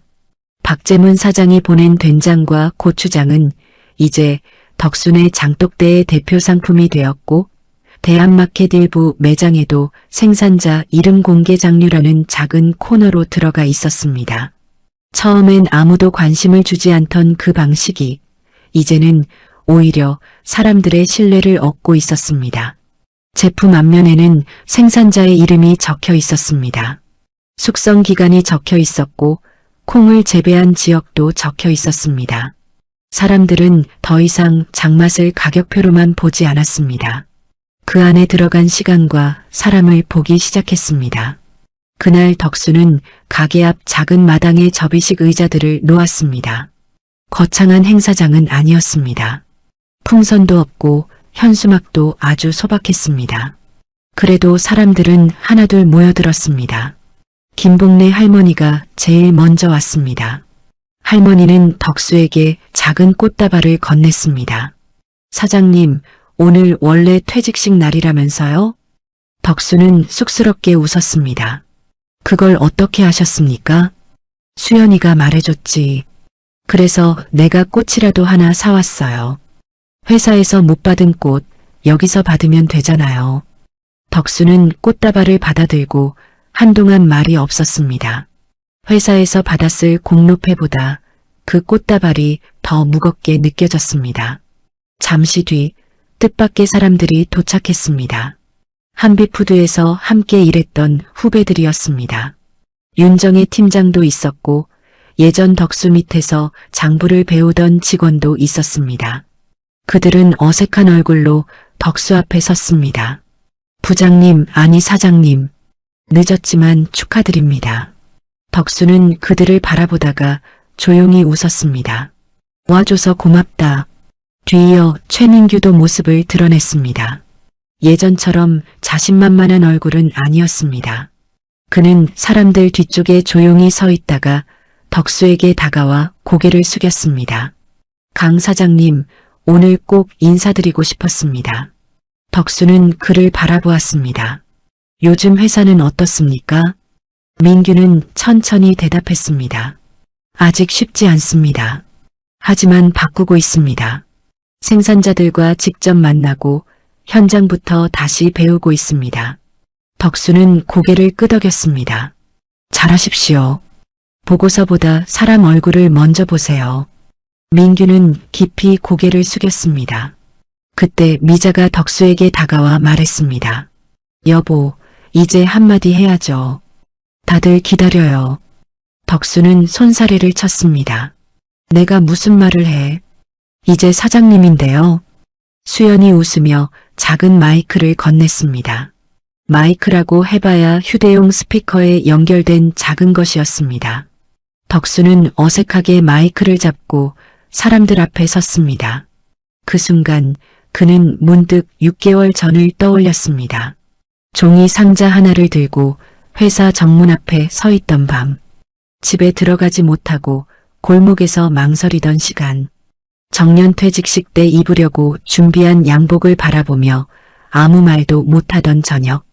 그날 덕수는 정말 자기 인생이 끝났다고 생각했습니다. 그런데 지금 그의 앞에는 사람들이 있었습니다. 가족이 있었고, 단골 손님이 있었고, 장인들이 있었고, 후배들이 있었습니다. 회사 명함 없이도 자신을 알아봐주는 사람들이었습니다. 덕수는 천천히 입을 열었습니다. 저는 원래 오늘 회사에서 정년퇴직식을 했어야 하는 사람입니다. 사람들이 조용해졌습니다. 34년을 다녔습니다. 비 오는 날도 다녔고 명절 전날도 다녔고 아파도 웬만하면 참고 나갔습니다. 그렇게 버티면 회사가 알아줄 줄 알았습니다. 그런데 정년 6개월을 앞두고 저는 회사를 나오게 됐습니다. 덕수는 잠시 말을 멈췄습니다. 미자는 눈시울을 붉혔고 수연도 고개를 숙였습니다. 그날 저는 제가 쓸모 없어진 줄 알았습니다. 회사가 필요 없다고 하니까 세상도 저를 필요 없어 할 줄 알았습니다. 그런데 아니었습니다. 덕수는 가게 간판을 한번 바라보았습니다. 회사는 제 자리를 가져갔지만 제 시간을 가져가지는 못했습니다.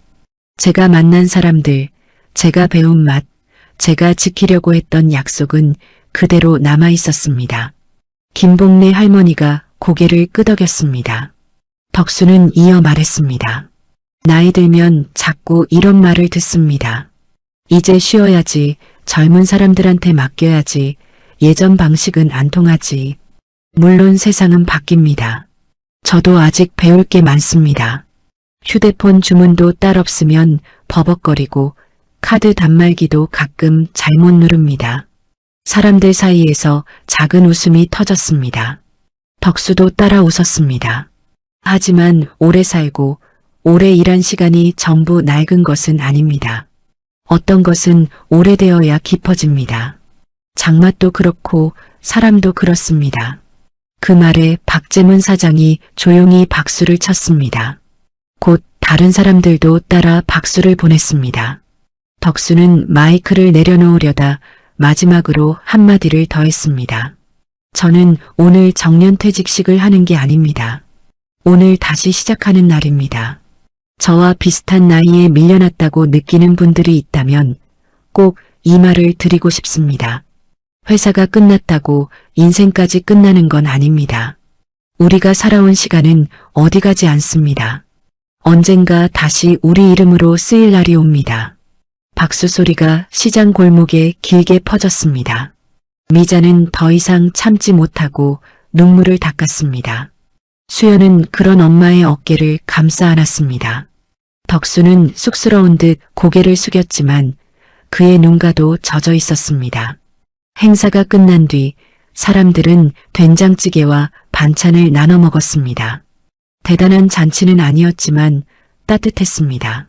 누군가는 덕수에게 자기 남편도 명예퇴직 후 힘들어한다고 털어놓았고 누군가는 은퇴한 아버지에게 이 이야기를 들려주고 싶다고 했습니다. 덕수는 한 사람 한 사람의 말을 오래 들었습니다. 그날 저녁 마지막 손님이 돌아가고 가게 문을 닫을 시간이 되었습니다. 덕수는 혼자 간판 앞에 섰습니다. 노을빛이 나무 간판 위로 부드럽게 내려앉고 있었습니다. 미자가 옆으로 다가왔습니다. 여보, 오늘 어땠어요? 덕수는 한참 뒤에야 대답했습니다. 이상하네. 회사에서 정년퇴직식 못한 게 이제는 하나도 아쉽지 않아.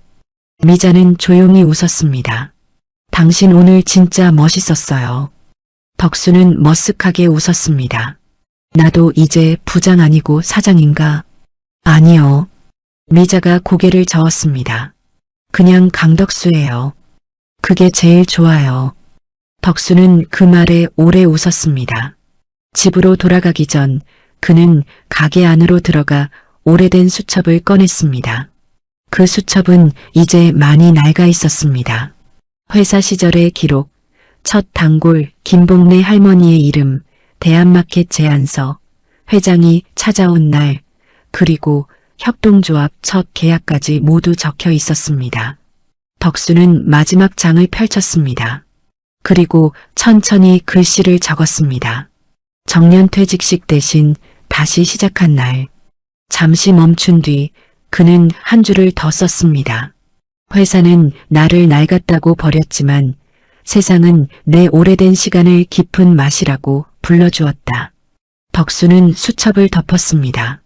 가게 밖에서는 미자와 수연이 기다리고 있었습니다. 셋은 시장 골목을 천천히 걸어나갔습니다. 예전처럼 급히 출근할 곳도 누군가에게 허리 굽혀 보고할 일도 없었습니다. 대신 내일 아침 다시 열어야 할 자기 가게가 있었습니다. 자기 이름을 걸고 지켜야 할 약속이 있었습니다. 마지막으로 덕수는 뒤돌아 간판을 바라보았습니다. 덕순의 장독대, 그 아래 새로 붙인 작은 문구가 바람에 살짝 흔들렸습니다. 오래 버틴 사람의 맛을 믿습니다. 덕수는 조용히 미소 지었습니다. 정년은 끝이 아니었습니다. 그에게는 이제야 진짜 자기 인생이 시작되고 있었습니다. 이 이야기가 가슴에 남는다면 구독, 좋아요, 알림 설정 꼭 눌러주세요. 누군가의 인생이 당신의 이야기일 수 있습니다.